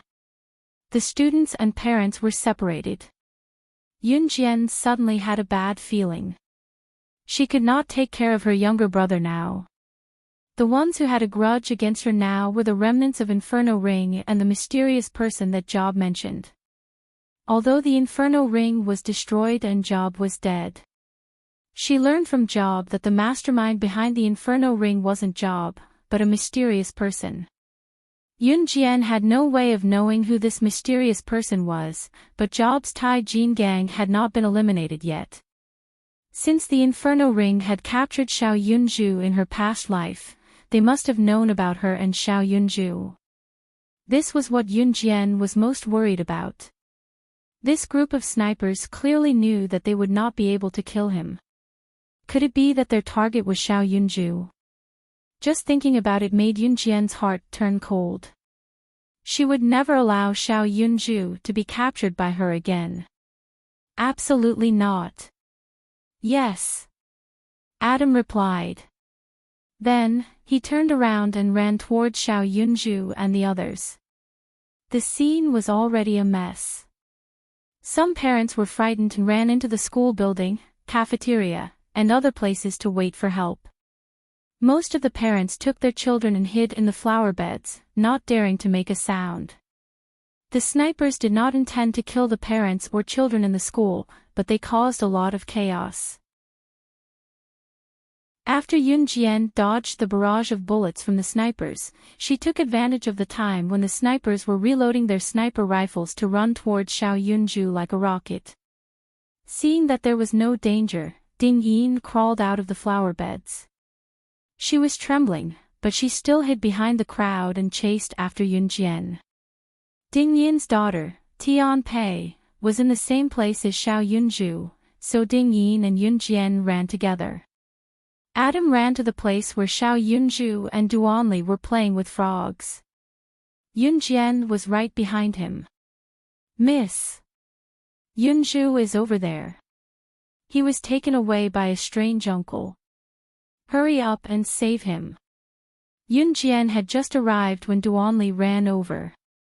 Duanli's small body was trembling, but she suppressed her fear and told Yun Jian the whole story clearly. Chapter 655. Sure enough, this group of people's target was her brother. Yun Jian suddenly felt a surge of anger. Yun Jian knew that if her brother was kidnapped by this group of people again, it would be the same as in her previous life. The scene of her brother's death in her previous life appeared in her mind once again. Yun Jian suddenly became angry. She did not wait for Duanli to finish speaking and rushed towards the man in black who was holding Xiao Yunju at the entrance. Ding Yin ran over and easily found Tianpei, who was hiding in the corner. She was so scared that she did not even know who she was. She pulled Tianpei into her arms and hid in the corner as she watched Yun Jian rush towards the man who was trying to kidnap Xiao Yunju. Yun Jian's figure was faintly discernible under the afternoon sun. Her long hair flowed elegantly, giving off a kind of gentle beauty. However, this was not what people were concerned about. As Yun Jian ran, she conveniently hid the Browning pistol that Adam gave her into the pocket of her loose track pants. The belt of her track pants was loose. Yun Jian did not even need to lower her head to hide the Browning pistol in her pocket. Then, she took out the butterfly knife that she always carried with her from her pocket. Because she was afraid that the gun would hurt Xiao Yunju, Yun Jian did not plan to use a gun at all. Yun Jian opened the butterfly knife. She bit the butterfly knife by her mouth and ran forward with both hands. This butterfly knife was newly bought by Yun Jian. It was different from the one she used to destroy the Inferno ring. Yun Jian had already thrown away the butterfly knife that she picked out from the army. This was because the previous butterfly knife was stained with the blood of the Inferno ring. Usually, after Yun Jian killed someone with a butterfly knife, she would change it. This was because she felt that a knife stained with other people's blood was not clean. However, the knife in Yun Jian's hand was new. Therefore, she was not afraid that it would be dirty when she bit it. Yun Jian bit the butterfly knife. She ran with both hands, and her speed was several times faster than running with the butterfly knife. Everyone who stood afar, Ding Yin, Tianpei, Wang Ba's mother, Duanli, Adam who stood where they were, and Lan Su who came later, saw her sprinting like the wind. This was probably the fastest running speed Yun Jian had ever run in her life. Yun Jian continued to walk forward. Her eyes were glowing red and filled with murderous intent. Even the man who was carrying Xiao Yunju sensed it. She bit the knife in her mouth. Isn't she afraid of swallowing it? What is she trying to do? A group of people who had hidden themselves were watching Yun Jian as if they were watching a show once they were in hiding. At this moment, a series of sniper rifle bullets could be heard. The people hiding in the surroundings immediately shut their mouths, not daring to make a sound. However, they also realized that the bullets were all aimed at Yun Jian. Yun Jian narrowed her eyes. She bit the butterfly knife, rolled forward twice, jumped up, and continued to chase after the man. The sniper rifle continued to fire. Even some of the parents who were hiding and watching the situation could see it. This group of snipers' target was Yun Jian. Yun Jian's action of rolling to avoid the bullets stunned everyone present. After all, no one dared to compete with bullets in terms of speed. However, Yun Jian dared. Not only did she dare, but she also dared to chase after someone under the sniper's fire. Yunju was taken away by the bad uncle. She deserves it. It's best if she dies. Suddenly, a girl's voice came from afar. Although Yunjian was running, she heard it clearly. The voice came from Tianpei.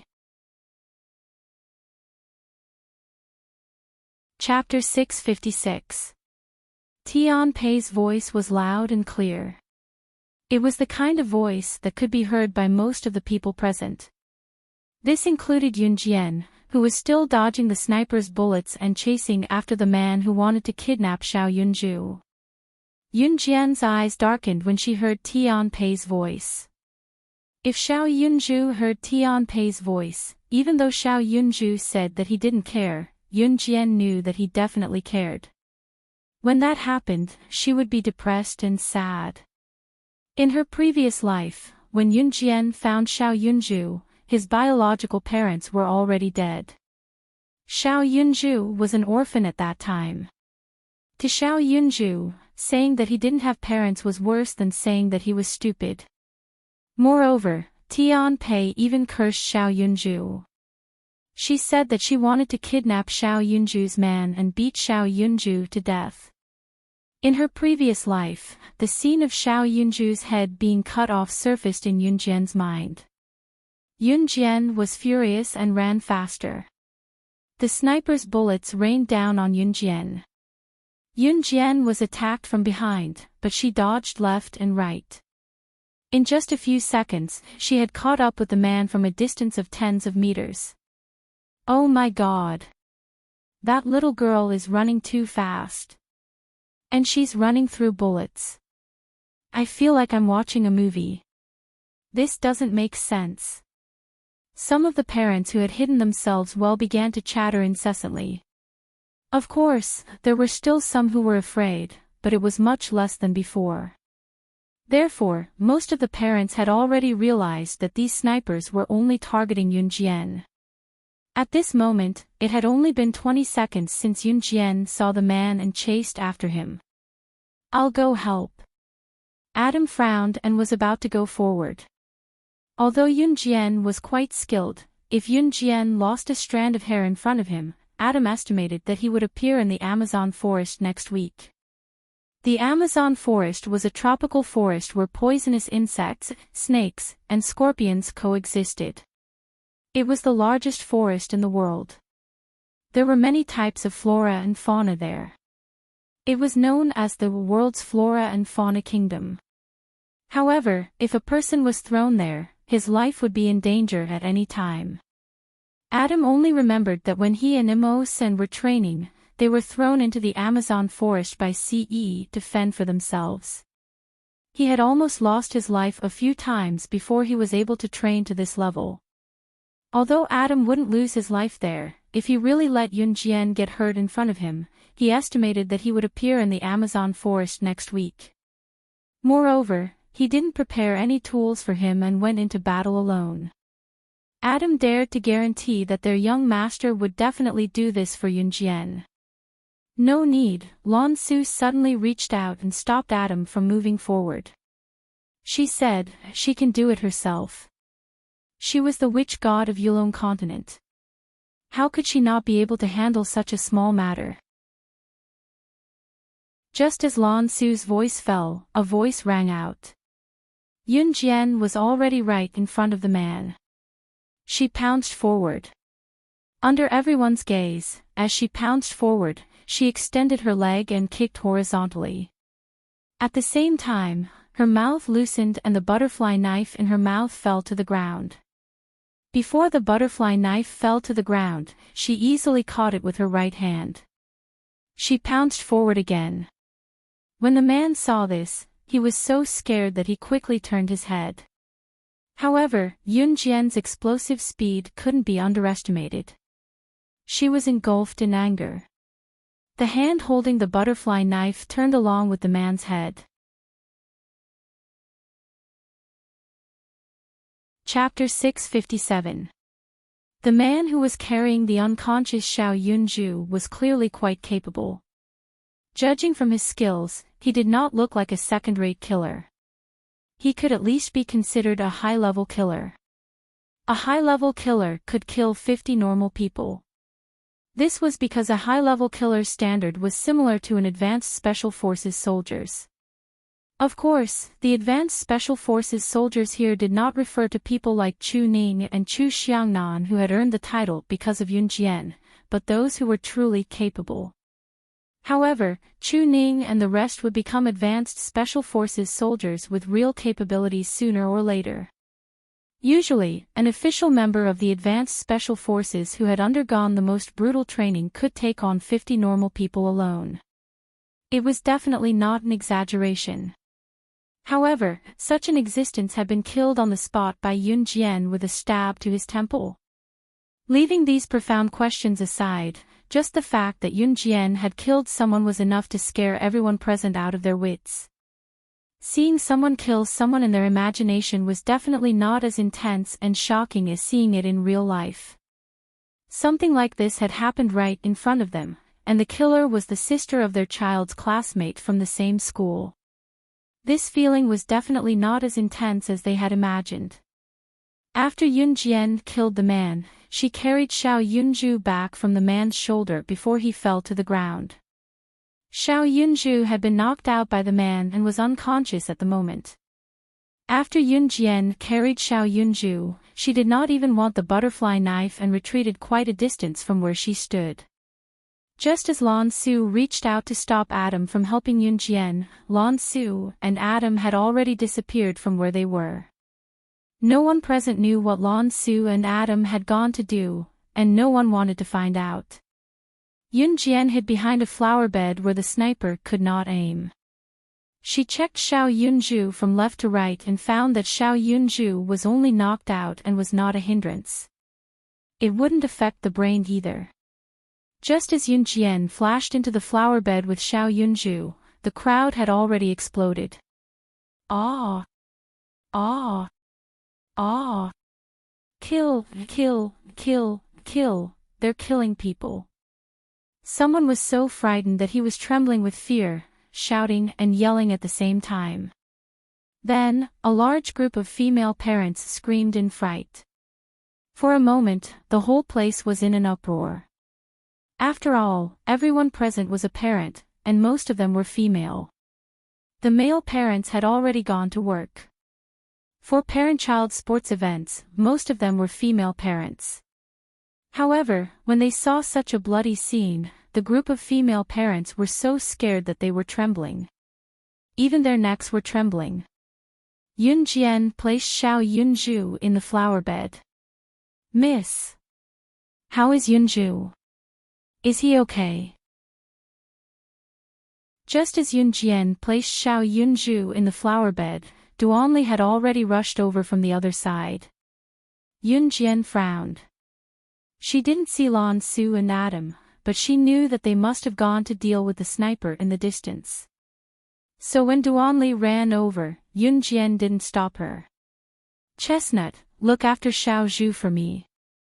Yun Jian gently moved Xiao Yunju's head to Duanli's calf. "Okay." Duanli nodded heavily. Yun Jian walked out of the flower bed. She walked over to the dead man's temple and pulled out the butterfly knife in front of the group of parents who were shivering and looking at her. Then, she walked towards Ding Yin and Tian Pei. Ding Yin and Tian Pei saw the scene just now and were already squatting on the ground, trembling in fear. Both of them were indescribably terrified when they saw Yun Jian coming over. Swish! Suddenly, Yun Jian threw out the butterfly knife. "Ah!" Ding Yin and Tian Pei screamed at the same time. Chapter 658. Ding Yin and Tian Pei had been squatting in the flower bed, not daring to come out. The butterfly knife that Yun Jian had thrown out had hit the ground right in front of Ding Yin and Tian Pei, only a short distance away from their feet. The butterfly knife was still stained with the blood of the dead man, which had yet to coagulate. Now that the butterfly knife had been thrown by Yun Jian in front of Ding Yin and Tian Pei, it had sunk 3 inches into the ground. This scene alone was enough to send chills down the spines of onlookers. Needless to say, the parties involved, Ding Yin and Tian Pei, must be terrified right now. Ah! Ah! Mommy has blood. Whoa whoa. Tian Pei's original stubborn temper had turned pale with fright at the scene in front of her. She howled loudly, trembling all over, tears streaming down her face. If Tian Pei had the arrogance of a young lady at the beginning, then now she had lost all her dignity. She had even broken through her stubbornness, and her tears had even fallen. She was clearly terrified. Ding Yin was also scared half to death. How could she still care about her daughter Tian Pei? Ding Yin was trembling all over. She and Tian Pei huddled together, not even daring to breathe loudly, afraid that Yun Jian would pull out the butterfly knife and stab it into their temples. Just like the man who had just been killed. Yun Jian only smiled contemptuously at Ding Yin and Tian Pei. Then she strode forward, grabbed Tian Pei's collar, and pulled her out of Ding Yin's arms. What are you doing? Seeing her daughter being pulled away, Ding Yin could no longer stay still. She hurriedly tried to pull her daughter Tian Pei back. Yun Jian kicked Ding Yin away mercilessly. She grabbed Tian Pei's collar and looked at Tian Pei's tear-stained face. Yun Jian recalled the way Tian Pei had cursed Xiao Yunju just now. You just said that my brother is a fatherless child, and told him to kill my brother, Yun Jian's eyes were filled with murderous intent. At this moment, her murderous aura was so oppressive that even the adults present did not dare to say anything, let alone Tian Pei. Wah! Tian Pei was frightened by Yun Jian's words. She had no choice but to use her trump card, crying. Pa! Yun Jian grabbed Tian Pei's collar with one hand and slapped Tian Pei's face with the other. Yun Jian did not care that Tian Pei was still a child. After slapping her, she raised her voice and growled, "Why are you crying? Weren't you very powerful just now? Answer me." If Tian Pei scolded her, Yun Jian would not treat her like this. But what did she say? She actually cursed Xiao Yunju to die. The word die was taboo for Yun Jian. Especially when he cursed Xiao Yunju. Xiao Yunju had died once, which made Yun Jian cherish him even more. At the same time, she could not bear to see others scolding him. Tian Pei was scolded until she could only sob. The slap on her face was burning, but she did not dare to say a word. At this moment, a sharp siren was heard from outside the school. Not long after, a few police cars stopped there one after another.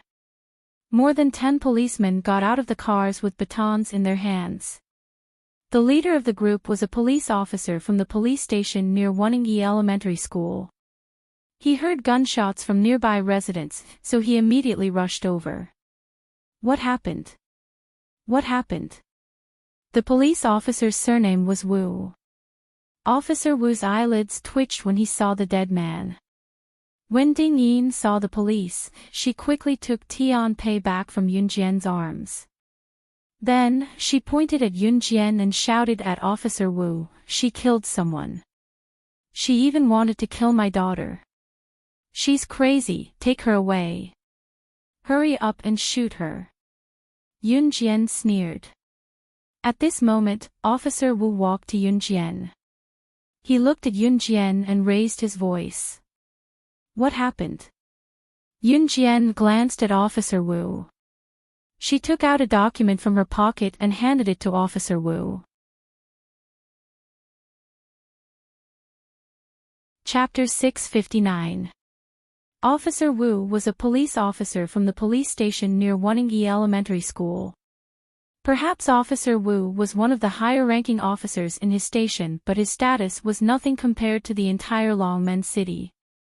Officer Wu was usually high and mighty in the police station as well. After all, he was one of the more powerful officers in his station. In spite of that, he dared not even fart when he met his superiors.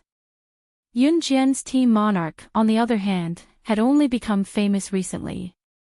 Officer Wu was in this line of work, so it was only natural that he had heard of Team Monarch's reputation. Team Monarch's reputation had only spread recently. In the beginning, Team Monarch had only completed a mission that even the advanced special forces found difficult. In their second mission, Team Monarch had even managed to retrieve the antique stolen by International God in the shortest time possible. These two missions had cemented Team Monarch's identity and promoted them to advanced special forces in the shortest time possible. When Team Monarch was still an advanced special forces candidate, they had completed two major missions in the shortest time possible within a few months and were promoted to advanced special forces directly by their superiors. Advanced special forces was an honor that some people could not attain even after decades of hard work. It was rumored that the honor of Team Monarch's advanced special forces was earned by Slashing God of Team Monarch. More importantly, the internationally renowned assassin organization, Inferno Ring, which was second only to An Hun Group and Kosha mercenaries, was annihilated by Slashing God of Team Monarch. Although it was unknown how Slashing God of Team Monarch knew An Hun Group and Kosha mercenaries, the rumor had shocked everyone when it got out. In other words, there was no one who was not surprised. After all, Slashing God of Team Monarch was only an underage girl according to the rumor. What Officer Wu did not expect was that Slashing God of Team Monarch, who was rumored in his station, Longmen City, the entire Zhe province, country Z, and even internationally, would appear before him. Oh my God! Smack! Officer Wu looked up at Yun Jian and the document in his hand fell to the floor. Putting aside the fact that Yun Jian was Slashing God that had already spread to the international police force and the underworld, the fact that Yun Jian was Gu Yunjian's subordinate was enough to overwhelm Officer Wu. Yun Jian smiled faintly at Officer Wu's reaction and bent down to pick up her document, patting the dust off and saying faintly, "You've dirted my document." Officer Wu's heart clenched when he heard Yun Jian's voice again. Officer Wu opened his mouth and wanted to say something, but he found that he couldn't say anything. Ding Yin couldn't hold it in anymore. She hugged Tian Pei, who had already begun to cry, and shouted at Officer Wu again, "You're the police." Team Monarch. Slashing God. Since you are the police, how can you protect her? She had killed someone. Princes are punished the same as commoners if they break the law. Even high-ranking officials can't do as they please. Why can't she be executed for killing someone? Ding Yin had long detested Yun Jian. Moreover, Yun Jian had treated her daughter like that just now. She even had the urge to kill Yun Jian. Yun Jian turned her gaze to Ding Yin again when she heard what she said.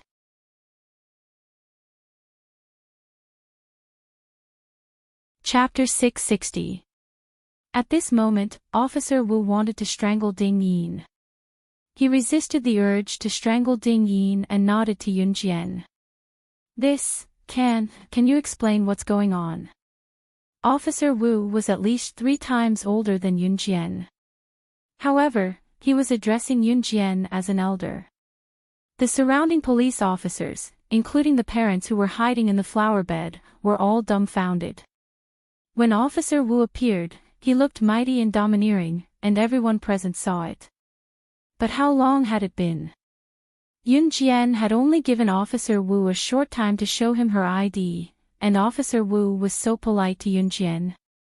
This was illogical. At this moment, not only were the policemen who came with Officer Wu stunned, but also the parents and teachers who were hiding to watch the show but didn't dare to come out were all dumbfounded. Yun Jian pursed her lips and squinted her eyes. Her delicate face attracted everyone's attention. Yun Jian knew that if she didn't explain herself, it wouldn't matter to her. However, her brother was studying at Wanning-yi Elementary School, and he still needed to be a person. Yun Jian could cut off her own path, but she would never allow her brother to cut off his future because of her. The dead man is a killer. You all saw what happened just now. A sniper tried to assassinate me and even tried to cause a riot. Yun Jian's explanation was simple. Killer. That man was a killer. All the parents, including Ding Yin and Officer Wu, felt their hearts skip a beat when they heard what Yun Jian said. That fear was innate. How can you say that he's a killer? He's just a human trafficker. Do you think you're a piece of gold? Did he kidnap your brother just to threaten you? Pfft, who do you think you are? Do you need their threats? You just want to clear your name. Ding Yin didn't let go.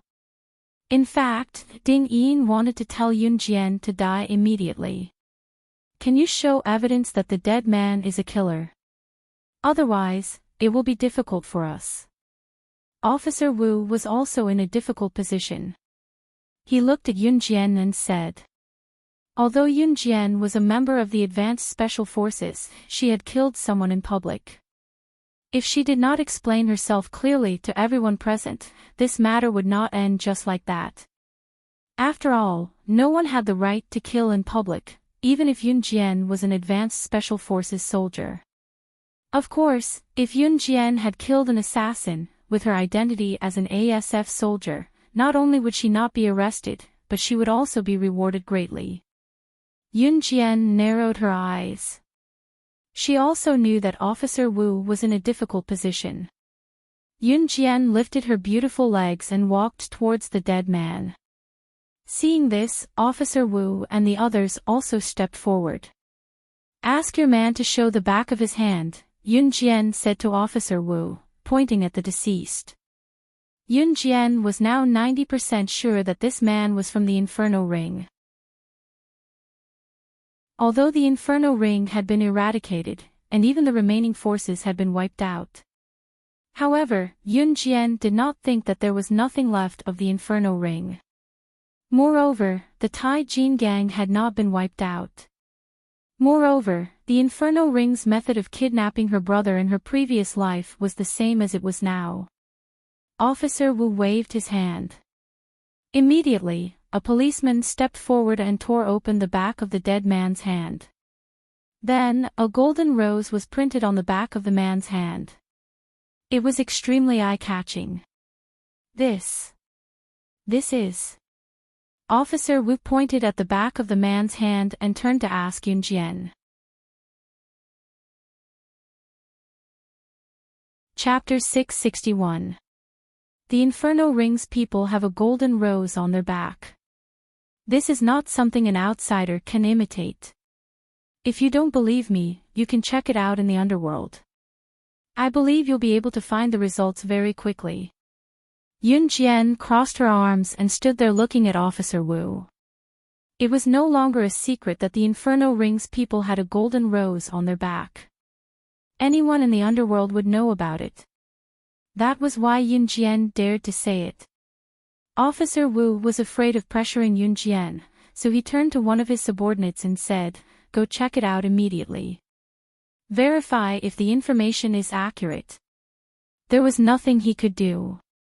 Even if Officer Wu wanted to cover up for Yun Jian was the one who killed someone in public first.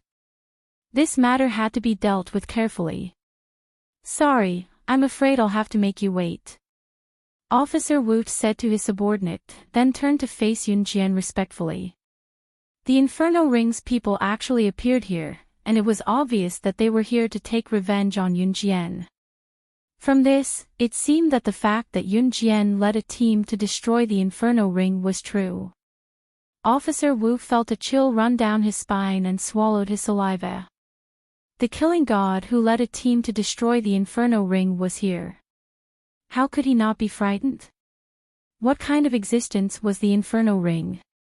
It was the world of assassins. And Yun Jian led a team to destroy them. What are you waiting for? Even if this man is an assassin, so what? She killed someone. This is an ironclad fact. She's just an ordinary girl, and she can kill people. What can she do in the future? You police officers should arrest her immediately and handcuff her hands first. She's a murderer. What if she runs away? Ding Yin saw that Officer Wu was biased towards Yunjian. She was so angry that she gritted her teeth and pointed at Yunjian. She looked like she really wanted the police to arrest Yunjian immediately and interrogate her. Shut up. If you don't shut up, I'll arrest you first. Officer Wu was a police officer. As a police officer, he had his own judgment. Now that he heard Ding Yin ordering him in front of him again and again, he felt as if he had lost control of himself. She was not his superior. Moreover, she was just an ordinary parent. How could she order the police around? Officer Wu couldn't take it anymore and yelled at Ding Yin. You! Ding Yin was a respectable lady both at home and outside. She had never been scolded like this before, so she was so scared that she shrank back. Are you still a police officer? Aren't the people's police supposed to serve the people? Now that she's killed someone in front of us, you should arrest her. I'll take her to the police station and give her a good beating. Let's see if she'll confess. There's no need to say so much nonsense. Ding Yin continued to instruct Officer Wu, as if she was reasonable. However, no matter how many people present heard Ding Yin's words, they were all extremely displeased. You! A woman like you is incurable. Officer Wu pointed at Ding Yin and shouted bitterly. However, what he said was what many people present were thinking. Who would arrest someone to extort a confession without first making things clear? That was a criminal law that only existed in ancient times. For a moment, Officer Wu hated Ding Yin. Reporting, we have the results. Officer Wu's subordinate had already closed the walkie-talkie and walked back and shouted to Officer Wu. What's the result? Officer Wu asked. Chapter 662. To be honest, Officer Wu breathed a sigh of relief when the person spoke. If the dead man was not an assassin, it would be difficult to deal with this matter. In addition to the incitement of the parents around them, Yun Jian would really be sent to jail. After all, even if she was a special forces soldier, she would be treated the same as an ordinary person. After all, there was an old saying that a prince would be punished the same as a commoner if he broke the law. In spite of this, Yun Jian was Gu Yunjian's woman and she was also Slashing God of Team Monarch. Now that Slashing God of Team Monarch's name was known all over the world, the members of Team Monarch were famous as well. As for the 10 teams of advanced special forces who went with Yun Jian to take out Inferno Ring, they had been recruited by major international criminal police forces or reputable people. Zhe province's military had been raised several notches as well. All of this was thanks to Yun Jian. Officer Wu had heard of Yun Jian's name before, which was why he was so fearful of her. In spite of it, Ding Yin did not know Yun Jian's identity. Ding Yin did not know what Inferno Ring was, nor did she know what Team Monarch was, let alone who Slashing God was. That was why Ding Yin incited her again and again. There were many parents like Ding Yin present. They did not know that Officer Wu's claim that Yun Jian was Team Monarch's Slashing God meant that she was an advanced special forces soldier.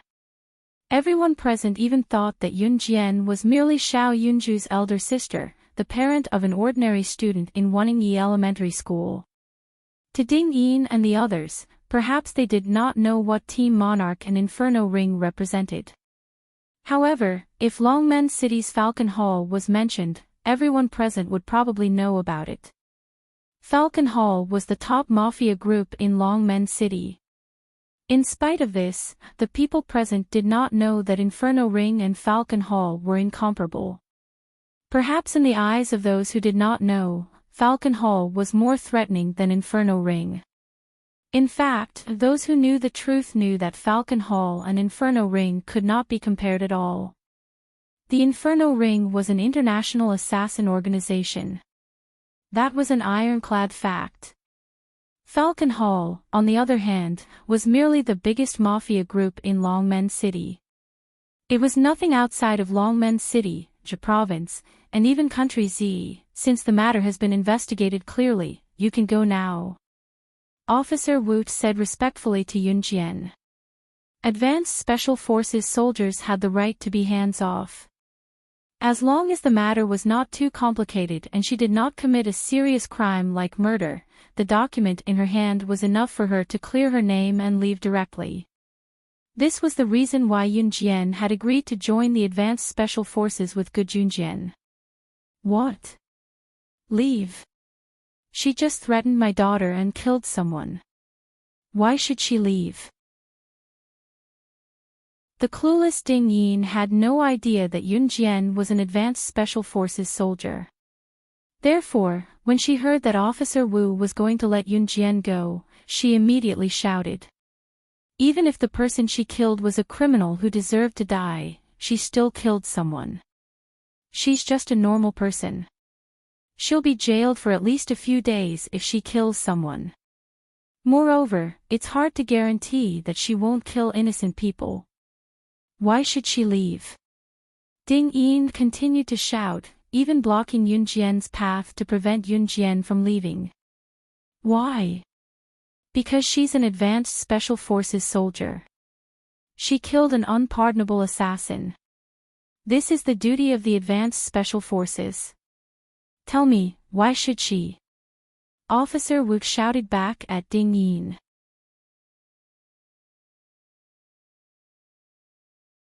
Chapter 663. Advanced Special Forces. Part of their job. The parents who were hiding in the flower bed were all stunned when they heard that. Most of the people present had heard of the Advanced Special Forces. Even if they did not know about the Advanced Special Forces, at least there would not be anyone present who did not know what the Special Forces were. Advanced Special Forces, that's the Special Forces. Usually, only the military would have Special Forces, and every Special Forces soldier had absolute strength. Even an ordinary Special Forces soldier could be so powerful, let alone a Special Forces soldier with the word "advanced" in front of it. Everyone present was stunned. What? Advanced Special Forces soldier. Ding Yin's grip on Tian Pei loosened. When she first heard that, she was so shocked that Tian Pei almost fell to the ground. Ding Yin remembered that one of her husband's friends was a Special Forces soldier. Back then, that Special Forces soldier had bragged in front of her husband. In fact, her husband was quite envious of him and even said that he would laugh in his dreams if he could really become a Special Forces soldier. That Special Forces soldier had not only bragged in front of Ding Yin's husband, he had also bragged in front of Ding Yin. He had even mentioned the Advanced Special Forces soldier and bragged that he knew an Advanced Special Forces soldier. It was from that person that Ding Yin learned about the Advanced Special Forces. They were a group of people who were many times more powerful than the Special Forces soldiers. Even Ding Yin's husband's friend, the Special Forces soldier, was proud that he knew an Advanced Special Forces soldier. It was obvious how powerful the identity of an Advanced Special Forces soldier was. And now, Officer Wu was saying that Yunjian was an Advanced Special Forces soldier in front of so many people. Even if Officer Wu was lying, even if he was spouting nonsense, he would never lie in front of everyone and say that Yunjian was an Advanced Special Forces soldier. After all, it was not easy to lie like this. That meant that Yunjian was really an Advanced Special Forces soldier. So, can I leave now? Yunjian narrowed her eyes and raised her brows slightly. She didn't want to reveal her identity, but things had happened so suddenly that she had killed a member of the Inferno Ring. Xiao Yunju would still study at Wanning-Yi Elementary School in the future, and if she did not reveal her identity, these parents would automatically label her as a murderer. Even if Officer Wu knew that she was not, these parents would at least warn their children to stay away from Xiao Yunju because his sister was a murderer. Yunjian didn't want Xiao Yunju to bear all this. She wanted Xiao Yunju to grow up happily. If Yun Jian revealed her identity as an advanced special forces soldier, none of the parents present would think of Yun Jian as a murderer. This was the difference between an ordinary person killing someone who should have been killed and an advanced special forces soldier killing someone who should have been killed. If the advanced special forces killed an assassin, the people present would only think that Yun Jian was amazing and was serving the people. If Yun Jian was just an ordinary person, then there was a problem. Why would an ordinary person like her kill someone? In everyone's eyes, this could only be described as abnormal. That's enough. Let's go. Officer Wu nodded quickly. Yun Jian nodded. She didn't even look at Ding Yin and her mother as she turned and walked toward Xiao Yunju. Officer Wu ignored Ding Yin as well and quickly led his team to clean up the scene. Ding Yin stood where she was, dumbfounded. "Oh, you idiot." Just as Ding Yin was still dumbfounded, Wang Ba's mother saw that the surroundings had calmed down and guessed that the police must have eliminated the snipers. She pulled Wang Ba out and stood in front of Ding Yin. "What's wrong?" Ding Yin was already upset, so she asked Wang Ba's mother indifferently.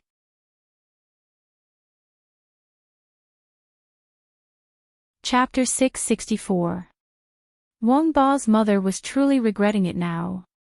She regretted provoking Yun Jian. No matter how she thought about it, she would never have guessed that Yun Jian was New Cruise's director. In fact, Wang Ba's mother regretted it when she went against Yun Jian back then. After all, it was Wang Ba who snatched Xiao Yunju's candy first. Just because of such a trivial matter, New Cruise stopped selling cars to their family in the future. Wang Ba's mother's regret was not something a normal person could understand. Moreover, many imported cars and even limited edition sports cars were only available in New Cruise. Wang Ba's mother could forget about it. Even if other car marketing companies had imported cars and Wang Ba's mother's family could purchase cars from other car dealerships, what about limited edition sports cars? Although Wang Ba's mother's family could not afford limited edition sports cars, at least they could go to New Cruise to see how limited edition sports cars looked like if they did not provoke Yun Jian. However, if they provoked Yun Jian, they would not even be able to enter New Cruise's entrance. Wang Ba's mother had experienced the feeling deeply, so she was helpless. That was why Wang Ba's mother spoke to Ding Yin with the tone of an experienced person. It was too late. When Wang Ba's mother came to speak to her just now, Ding Yin did not seem bothered at first. However, after hearing what Wang Ba's mother said, Ding Yin's eyes widened and she shouted almost at the same time, "What? New Cruise's director? Who in Longmen City did not know about New Cruise? Who did not know about New Cruise's director?" It was the company that held Country Z's biggest auto show the first time it was listed and rose to fame overnight. Now, it was the most famous company in the country. Such a company was actually Yun Jian's. This. Ding Yin's mother's hands went limp from the shock and she almost fainted. Tian Pei, who was in Ding Yin's arms, was thrown to the ground because of the latter's weak grip. "Ah!" Tian Pei howled in pain. Tian Pei was still a child, but the fall would hurt for a few days at least. Of course, this was all Ding Yin's fault and had nothing to do with Yun Jian. Yun Jian had just returned to the flower bed where Xiao Yunju and Duanli were, when she saw that Xiao Yunju had already woken up while rubbing his small eyes. Duanli had been protecting the unconscious Xiao Yunju. She only started chatting with Xiao Yunju when he woke up. Seeing Yun Jian coming over, Duanli became even more excited and shouted at Yun Jian, "Sister, you're here. Yunju is awake." "Okay." Yun Jian and Duanli looked at each other and smiled, then walked over. Because of this incident, the school was dismissed in the afternoon. After all, they could only return to school after the police had investigated the whole story. Otherwise, if he continued to go to school, he wouldn't even be able to guarantee his life. What was the point of going to school? This meant that Xiao Yunju and the others were on vacation again. After asking Duanli, Yunjian found out that Duanli had no one to pick her up from school this time. Even Duanli usually went to school and went home alone. Seeing that Xiao Yunju was worried about Duanli going home alone, Yunjian planned to send Duanli home. Just as she brought Xiao Yunju and Duanli to the gate, Yunjian saw Adam and Lan Su rushing back like a rocket. The two of them ran to Yunjian almost at the same time. "Where did you guys go?" Yunjian saw the two of them and asked. "To kill the sniper," Adam and Lan Su said in unison. After that, Adam and Lan Su looked at each other and glared at each other. Yunjian's mouth twitched. Lan Su explained, "I was the one who killed that sniper just now." "Nonsense, young madam, I killed the sniper with a gun." Adam did not back down.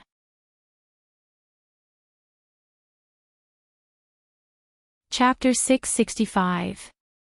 Yunjian had guessed early on that Adam and Lan Su had gone to kill the sniper. But she hadn't thought that Adam and Lan Su would fight to claim credit in front of her. "Yunjian, that sniper was indeed killed by my darts." Lan Su didn't back down at all after hearing Adam's words. A trace of annoyance appeared on her proud and cool face. Lan Su's words were directed at Yunjian. Seeing Lan Su's serious expression, Adam suddenly smiled.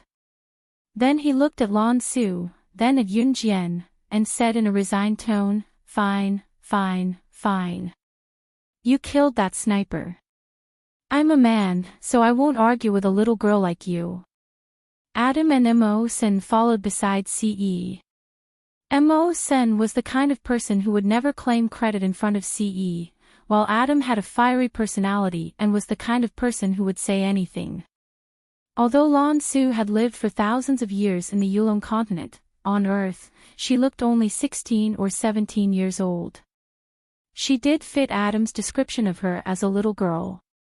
Adam and Mo Sen were both older than Ce and were in their early 20s. Hearing Adam call her a little girl, Lan Su cast a sidelong glance at Adam. Her cold and proud face carried a trace of annoyance. "Yunjian, I don't like to walk with him." "Let him go," Lan Su said directly to Yunjian. Lan Su was from the Yulong continent. She didn't understand the ways of the world, and she didn't know how to treat people with respect. She was very straightforward with her words. Yunjian curled her lips slightly. She was very helpless, and then she turned to look at Adam. Yunjian didn't say anything. Hearing Lan Su's words, Adam continued to bicker with Lan Su. "Hey, I'll go my way, you cross your bridge. I don't think we have any deep grudges, right?" Yunjian didn't say anything, but Adam didn't dare to leave. He was sent back by the young master to serve Yunjian. If he dared to leave now, Adam dared to guarantee that the door of the Amazon forest would be open for him any time. Furthermore, Shuang was the most unreliable one. Once he made a mistake, Shuang would definitely send him to the Amazon forest. Even though he had the best relationship with Shuang, the clothes that Shuang had given him had been snatched away by Ce to be used as a cloak for Yunjian. Once Shuang heard Ce's words, he would definitely become a bad friend. Adam pursed his lips. Yunjian smiled. Then she touched Duan Li's head and said indifferently, "You all go back first. I'll send Chestnut back before going home." After hearing Yunjian's words, Lan Su and Adam nodded obediently. "Oh, right." Yunjian suddenly thought of something and asked. Lan Su and Adam stopped in their tracks. With one hand holding Xiao Yunju and the other hand holding Duanli, Yunjian had already brought everyone to a less crowded area. Yunjian looked up at Lan Su and Adam. Using a tone that Xiao Yunju and Duanli couldn't hear clearly, she asked, have you dealt with the sniper's body? This time, Adam nodded first and said, I've already dealt with it. Did you find out where they came from? This was what Yunjian wanted to know the most. She wanted to know who sent the assassins to kill her. She, Yunjian, was not a person to be messed with. Who dared to kill her and even tried to kidnap Xiao Yunju? She definitely wouldn't let them go. I've already reported it to the organization. They're still investigating. Adam continued. When Adam was speaking, Lan Su had been standing at the side. She turned her head away and didn't listen to Adam. Are big sister and big brother Adam fighting? Xiao Yunju also turned his head and looked at Duanli. The big sister here was naturally Lan Su. Xiao Yunju didn't know Lan Su's name yet, so he used big sister instead.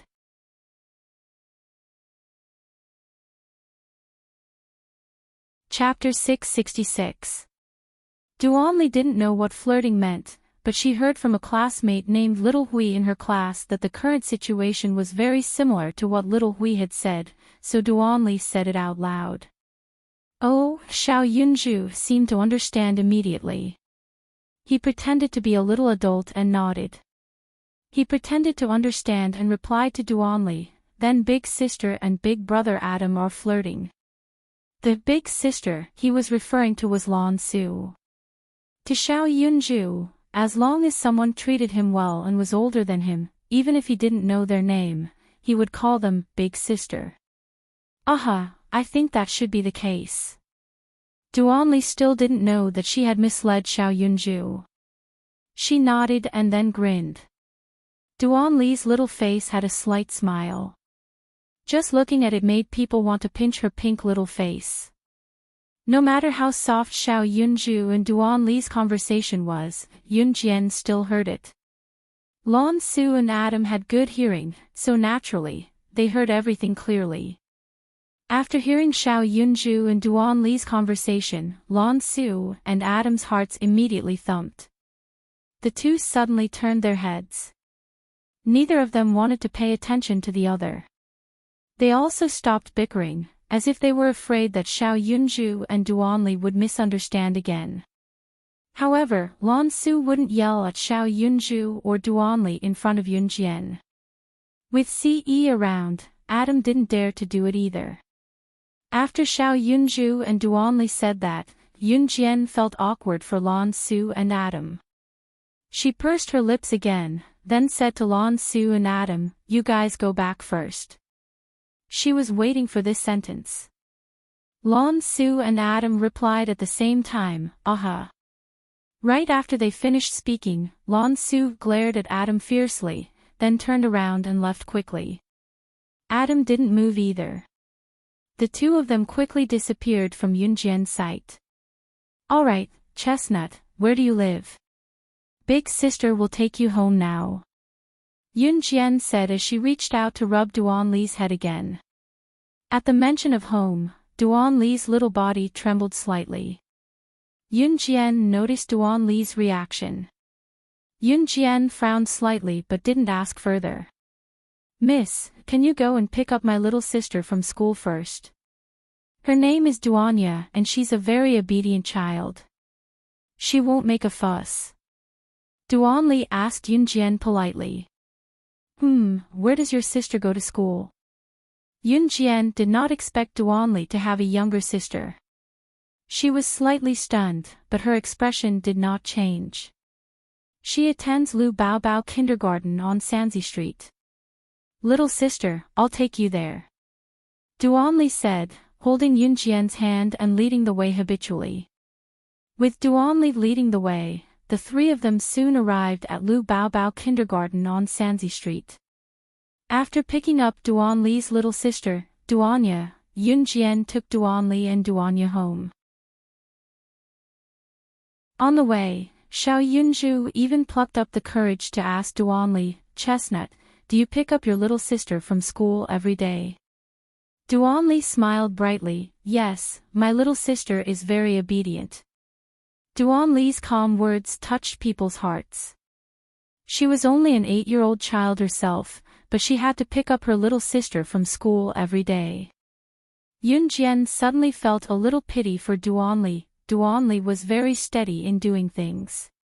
She couldn't not be steady and couldn't be a child, because she had a little sister. She had to mature. By the time she took Duanli and Duanya back to Duanli's house, the group had already walked for more than 10 minutes. More than 10 minutes later, the group arrived at an apartment that was filled with garbage everywhere, as if no one had cleaned it. There were very few people living in this apartment, and it looked like no one usually cleaned it.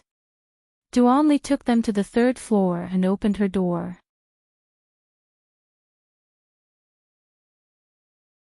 Chapter 667.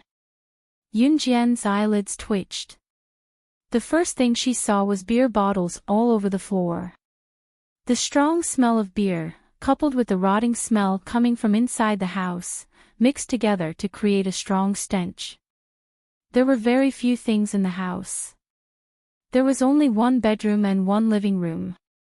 There was only a small table in the living room that looked like it would break at any time. Other than that, there was a low bed by the window in the living room. The blanket on the bed was very thin. Especially in winter like this, when people were lying on the bed, the cold wind would blow in through the cracks in the window at night. Other than 4 to 5 bowls, chopsticks, and an old stove, there was nothing else. This was Duanli's house. Yunjian could tell from Duanli's clothes that she was not a girl from a rich family. Yunjian would never measure a person's worth with money. However, Yunjian did not expect Duanli's family to be so poor. In fact, Duanli was a poor student. She was studying at Wanning-yi Elementary School with the help of the state's financial aid for poor students. Duanli's sister, Duanya, was also in a similar situation. Without the financial aid from the state, Duanli's family would not even be able to enter the school. "Miss Yunju, my dad isn't home. Come in. I'll get you a glass of water." Duanli pulled her 6-year-old sister to the low bed by the window in the living room and let her sit on it. Then, she said to Yunjian and Xiao Yunju. Duanli then went to the kitchen and poured a glass of water for Yunjian and Xiao Yunju. Yunjian and Xiao Yunju took the water. After Duanli handed Yunjian and Xiao Yunju the water, she sensibly walked over to pick up the beer bottles on the floor and put them on the stairs in the corridor. She planned to throw them down the stairs together with the trash in the future. Xiao Yunju did not mind the environment here. He even sat on the only bench in the house and chatted with Duanli. Duanli's younger sister, Duanya, didn't say a word from beginning to end. Yunjian didn't mind the environment here. She was also invited by Duanli to sit on Duanli and Duanya's small bed. Needless to say, it was time for Yunjian to figure it out. The house had one bedroom and one living room. There wasn't even a toilet. If they wanted to go to the toilet, they had to go to the public toilet downstairs. Since Duanli and Duanya were sleeping on this shabby bed by the window in the living room, that bedroom must be their father's bedroom. From this, it could be inferred that Duanli and Duanya's father did not even have the most basic fatherly love for his 2 children, let alone spoiling them. Yunjian suddenly felt sorry for Duanli. "Miss, my dad won't be coming home today. Why don't you stay for dinner? I'm a great cook." Duanli invited Yunjian sincerely. Yunjian hesitated for a moment but finally nodded. Yunjian noticed that every time Duanli mentioned her father, she would be a little scared.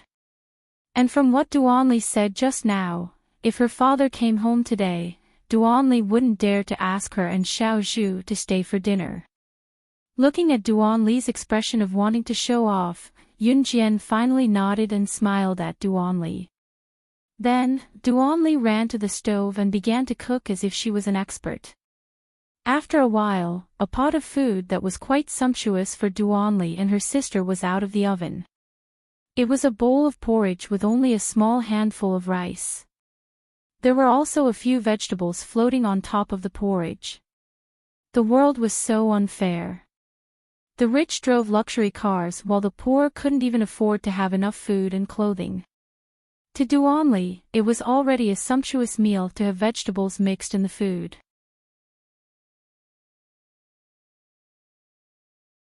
Chapter 668. There were 4 or 5 bowls and chopsticks in Duanli's house. She took 3 bowls and filled them with porridge from the pot. Then, she took a pair of chopsticks and filled the bowls for Yunjian and Xiao Yunju. After that, she took the bowls back and forth and passed them to Yunjian and Xiao Yunju. Then, Duanli poured a bowl for her younger sister. Duanya didn't make a sound. She was a little afraid of Yunjian and the others. Because of her natural fear of strangers, she didn't say a word until the end. Duanli passed the bowl to her, and Duanya picked up the bowl and chopsticks. Her small hands picked up the chopsticks rather clumsily. She stirred the porridge furiously and wolfed it down. Yunjian felt a little sad seeing this, but under Duanli's expectant gaze, Yunjian still picked up the bowl and swallowed all the porridge in it. "It's delicious." Xiao Yunju gave Duanli a thumbs up and smiled at her after he finished eating. Xiao Yunju didn't think that the living conditions here were too bad for him to stay, and he wouldn't use all sorts of excuses to refuse to stay for dinner because of the poor living conditions. In fact, when Yunjian found Xiao Yunju in her previous life, Xiao Yunju was in the orphanage at that time. Although the orphanage was maintained by a charity organization, it was useless if there wasn't enough money to donate. This group of orphan children could only sleep in the worst places and barely eat their fill.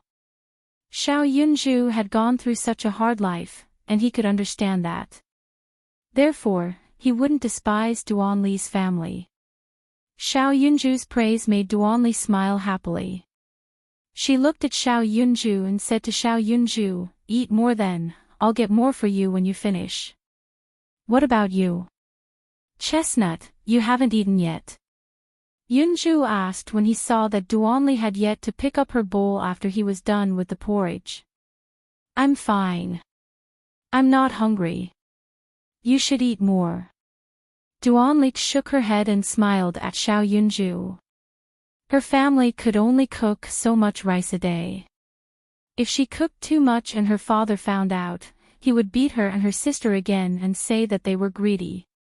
What's more, she had added the only side dish they had today, vegetables. However, she didn't add much. Duanli knew that if their father came back and saw that there were fewer vegetables, he would definitely beat them again. "No, if you don't eat, then I won't eat either."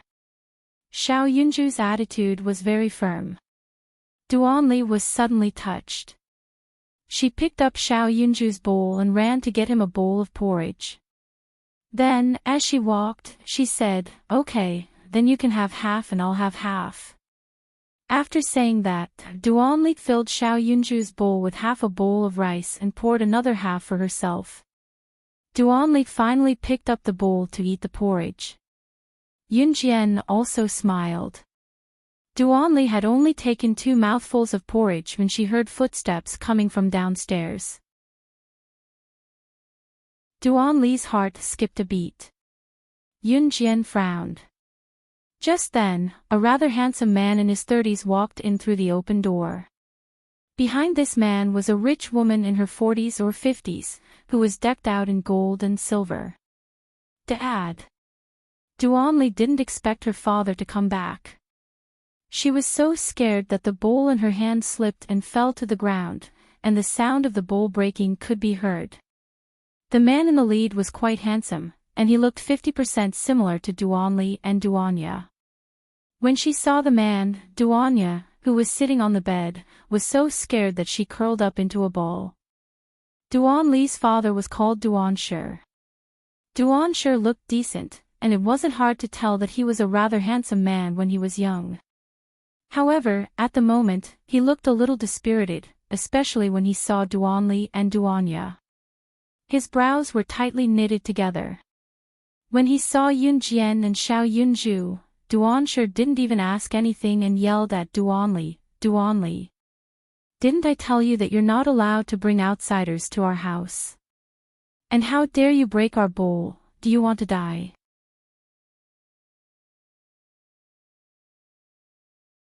Chapter 669. From Duanshi's actions, it was obvious that hitting Duanli was nothing out of the ordinary for him. Duanli asked Yun Jian and Xiao Yunju to stay for dinner. She did not expect her father to come home that night. Because his father would only come home late at night with the smell of beer all over his body. Therefore, when she saw Duanshi, she was completely dumbfounded. "Go to hell." Duanshi's ferocious and venomous voice rang out, carrying with it an unacceptable sense of unreasonableness. At the same time, Duanshi's broom was right above Duanli's forehead. "Don't hit little chestnut. Get lost." Xiao Yunju immediately rushed out and extended his small arms to block Duanshi's blow. Duanshi would even hit his own daughter, let alone someone who was not related to him by blood. He waved the broom and viciously swung it at Xiao Yunju's head. If he was not careful, this strike could even paralyze Xiao Yunju. After all, a child's body was very fragile. The rich woman who was in her 40s or 50s who stood behind Duanshi was even more excited when she saw the scene. Shaking her thick legs, she watched as Duanshi swung the broom at Yunju and Duanli like she was watching a show. Just as the rich woman saw Duanshi raise the broom above Xiao Yunju's head and was about to hit Xiao Yunju's head heavily, a figure blocked in front of Xiao Yunju like a flash of lightning. Then, they saw Yun Jian reach out. She gently reached out and caught the broom that Duanshi was swinging at her. Swoosh! Everyone present could only hear the soft sound of the broom being swung. Other than that, there was no other sound. Suddenly, Yun Jian caught the broom. Duanshi frowned and looked at Yun Jian. His originally handsome face suddenly scrunched up. He looked at Yun Jian ferociously and shouted, "Who are you? Why are you at my house? Why are you meddling in my family's business? Get lost, get lost. I'm hitting my own daughter, what does it have to do with you?" Duanshi's words were overbearing and self-righteous. Yun Jian frowned. She looked at Duanshi and stood in front of Duanli, who was trembling in fear, and Xiao Yunju, who had stepped forward to save Duanli. Yun Jian's aura carried the arrogance of a ruler. She looked at Duanshi, and naturally, she had already guessed the situation of Duanli's family. "It doesn't matter who I am, but I have to get involved in today's matter." Yun Jian's voice rang out, causing Duanshi and the rich woman standing behind her to shiver. Of course, it was just a shiver. Her age was not enough to threaten Duanshi and the rich woman. "Honey, isn't this your home?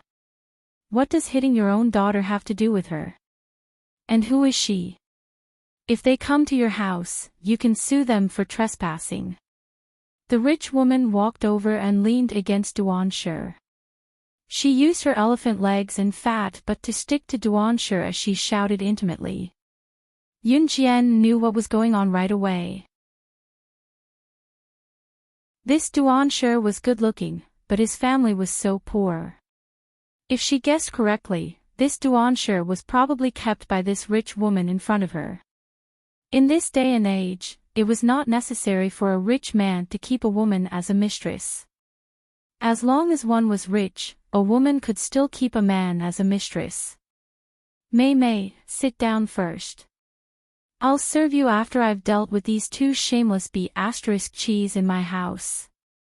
Duanshi shouted intimately at the rich woman. Then, he turned around and looked at Duanli and Duanya with a furious expression.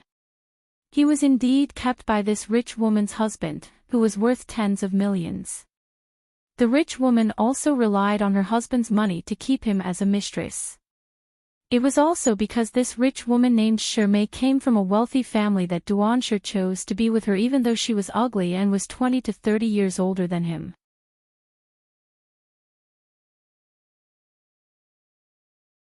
Chapter 670. Duansher turned to look at Yunjian after speaking to Shirmei intimately.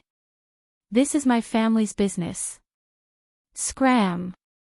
Otherwise, I'll call the police. You can wait to go to jail. Duansher glared at Yunjian, his tone harsh and uncourteous. Just as Duansher finished, Shirmei fished out a newly bought phone from her bag like she was showing off and dialed 110 in front of everyone. Country Z's first 110 police station was set up in 1986.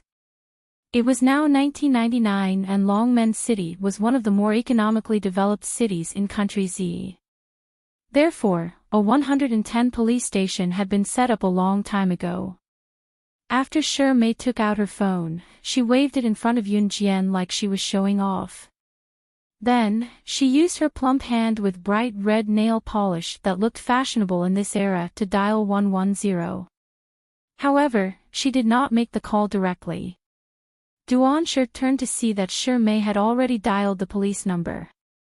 He snickered at Shirmei and turned to threaten Yunjian again in a vicious tone, "If you don't scram, we'll call the police right away. We have phones." Ha! Duansher was full of bragging as he spoke. He felt that he was rich now that he was riding on Shirmei's coattails. "Jie, Yunju, leave now." Duanli was obviously afraid of Duansher, but she walked over anyway and tugged at the corner of Yunjian's shirt as she told Yunjian. "Scram, scram. And you two damn brats, I'll definitely kill you later. How dare you disregard my words?" Duansher scolded Yunjian first before he spoke in a menacing tone like he was going to swallow Duanli and Duanya alive. It was not hard to imagine how Duanli and Duanya would be tortured by Duansher if Yunjian really left with Xiao Yunju. Yunjian pulled Duanli into her arms without a trace. She glared at Duansher with a sharp gaze before she let go of Duanli. "I won't allow you to bully Chestnut." Xiao Yunju stood in front of Duanli and Yunjian. He stretched out his arms and glared at Duansher with his small black eyes. His stare was so intense that it almost bored a hole in Duansher's body. It was a pity that Duansher had been frightened since he was young. Xiao Yunju's threats had no effect on Duansher. "Xiao Zhu, let's go." Yunjian let go of Duanli's hand, then grabbed Xiao Yunju's hand and walked towards the door. "Sister, why? If we leave, Chestnut will be bullied." Xiao Yunju was stunned. He always thought that his sister was very powerful. Why did his sister want to leave when Chestnut was in danger? Duansher and Shirmei, who was standing behind them with her phone in her hand, smiled contemptuously at Yunjian. They thought that Yunjian was frightened by them. Just as Yunjian held Xiao Yunju's hand and walked between Duansher and Shirmei and was about to walk out of the door, Yunjian suddenly turned around and kicked Duansher. The strength of this kick was so strong that it suddenly knocked Duansher to the ground.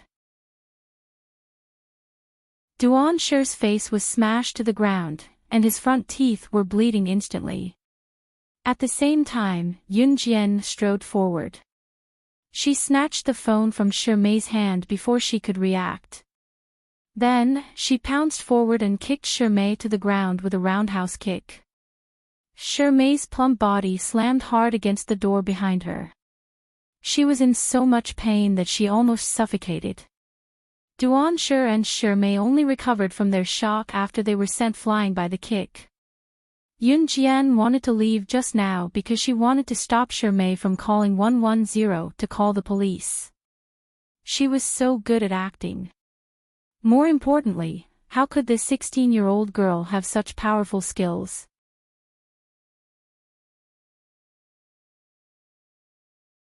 Chapter 671. Duansher and Shirmei had yet to recover from their shock when they were sent flying by the kick. Xiao Yunju and Duanli both looked at Yunjian with admiration. Duansher and Shirmei were obviously terrified. Yunjian's skills were uncanny and frightening. How could there be a 16 or 17-year-old girl who pretended to leave just a second ago and turned around to send someone flying with a kick as fast as she could when she reached the door? Duansher and Shirmei were used to the evils of society. They had already thought of themselves as people who were familiar with the cruelty of reality and were the pioneers of society. Duansher, in particular, could have anything he wanted ever since he fell in love with a rich woman like Shirmei. Money for beer was not a problem at all. Recently, Duansher had been behaving as respectfully as he could and often did not return home at night. Coming home today, Duansher had planned to abandon his children and take some necessities to enjoy himself with Shirmei. However, he did not expect to see two strangers, Yunjian and Xiao Yunju, as soon as he got home. Duansher was poor and was unwilling to go to work to earn money. He had also never raised his two children at home. It was Longmen City's government that was paying for their livelihood. Duansher even had to use the funds given by the government to buy beer, let alone support Duanli and Duanya. In fact, it was only recently that Duansher had stopped taking the money given to his children by the government because he had fallen in love with a rich woman like Shirmei. Of course, if he wanted Duansher to give Duanli and Duanya living expenses, there was no way. Beep, beep, beep. Just as Duansher was sent flying and his front teeth were bleeding and he was thinking about killing Yunjian and his two burdens, the sound of a phone being dialed rang. Yunjian's hand pressed the confirm button on Shirmei's phone softly. Shirmei's phone had already dialed 110, but she and Duansher had been threatening Yunjian. Moreover, Shirmei and Duansher only knew how to dial the number. They did not have the courage to call the police. Especially Shirmei, who was now using her husband's money to support Duansher. If she really went to the police station to make a statement, it would definitely alarm her husband. If Shirmei's husband found out about Shirmei and Duansher's scandal, it would be difficult to deal with this matter. Moreover, not to mention taking money from Shirmei's husband to give to Duansher, even Shirmei herself would face marriage problems with her husband. At that time, even Shirmei would turn from a rich woman to a penniless one. Therefore, Shirmei did not dare to call the police. At most, she only wanted to threaten Yunjian. But he never thought that Yunjian wouldn't fall for it. Yunjian naturally saw through Shirmei's thoughts. She snatched the phone just to call the police. After the phone rang 3 times, Shirmei and Duansher instantly realized the danger they were in.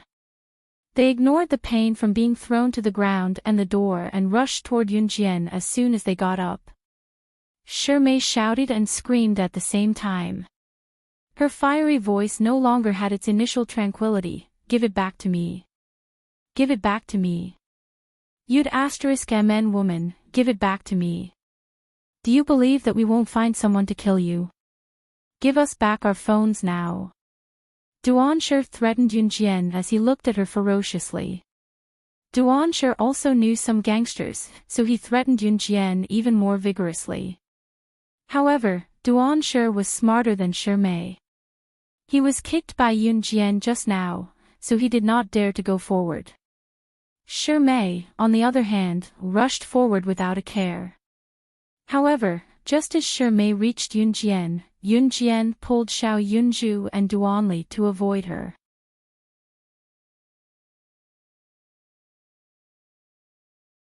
Chapter 672. I'm reporting domestic violence against a child at home. The address is Unit 302, Block 3, Residential Apartment, East Street, Sanyang Road. Yunjian told her address and everything in one breath. When Shirmei rushed over, Yunjian had already told her everything, including their address. Yunjian knew the address so well because she had a habit. No matter where she went, she would look at the street signs around her, including the house numbers. Of course, she would only take a quick glance. Others might not be able to see anything, but she had already memorized all the street signs and house numbers. In fact, in daily life, street signs, house numbers, and even the building of the apartment were all indicated. It all depended on whether one would look and pay attention in real life. Of course, Yoon Jian had a good memory, so she remembered all of it. When Yoon Jian reported the address accurately, Duan Shi and Shi Mei were dumbfounded. At that moment, Yoon Jian had already hung up on Shi Mei's phone. She was wearing sportswear today because she was attending Xiao Yunju's parent-child sports day. Her phone was a heavy item, so she did not bring it. Instead, she brought a butterfly knife. Because the butterfly knife was something she was used to using. Seeing that Yoon Jian had already hung up on the phone, Shi Mei flew into a rage. She turned to glare at Duan Shi and shouted, "What should we do? What should we do? She already made the call. How did she know your address? Were you the one who told her about it? You did it on purpose, didn't you? Anyway, this has nothing to do with me. You can do whatever you want." Because Shi Mei was afraid, she pushed all the blame to Duan Shi. After saying that, Shi Mei grabbed her bag and wanted to run away. Because Shi Mei was nervous, she did not even want to take her phone back. "No. I didn't say it. Mei, I came back with you. How could I lie to you?" Duan Shi quickly turned around and pulled Shi Mei. Then, Duan Shi pushed all the blame to Duan Li. Duan Shi glared at Duan Li and spoke in a fierce tone. That fierce tone did not have the slightest trace of father-daughter affection. He looked at Duan Li and roared, "Was it you who gave her my address just now? You little bitch, I'll kill you later." Not only did Duan Shi have no fatherly affection for Duan Li and Duanya, he even hated them. Usually, he would hit and kick them. When he was drunk, Duan Shi would even smash a beer bottle on Duan Li's head. Duan Li had a cut on her head from the beer bottle shards, but because of her hair, no one could see it. "Father. Duan Li shrunk back in fear. She could already imagine how Duan Shi would scold and beat her. Xiao Yunju, Duan Shi, Duan Li, Duan Shi, and Duan Shi Mei and Duan Shi. Looking at Duan Shi, Yoon Jian's right hand had been in her pocket since the beginning. *TCH. Just you wait. If I don't kill you, I'm not human. Just you wait. Duan Shi did not dare to attack Duan Li as she was protected by Yoon Jian. Therefore, Duan Shi could only threaten Duan Li verbally. At that moment, Duan Shi wanted to tear Duan Li into pieces. After saying that, Duan Shi held Shi Mei's hand and the two of them planned to escape. At that moment, police sirens were heard from the door. Duan Shi and Shi Mei's hearts tightened. Why did the police come so quickly? At that moment, 3 or 4 police officers came up the stairs. As soon as the police officers entered the stairs, Yoon Jian saw a familiar face. "You're tuning into the LoveLore Library YouTube channel. We're so grateful for your support, and don't forget to subscribe to join us on this incredible journey through captivating stories. Your generosity through donations truly makes a world of difference, as it's the primary source of revenue that allows me to expand and enhance this channel for you. Thank you from the bottom of my heart for being a part of this adventure.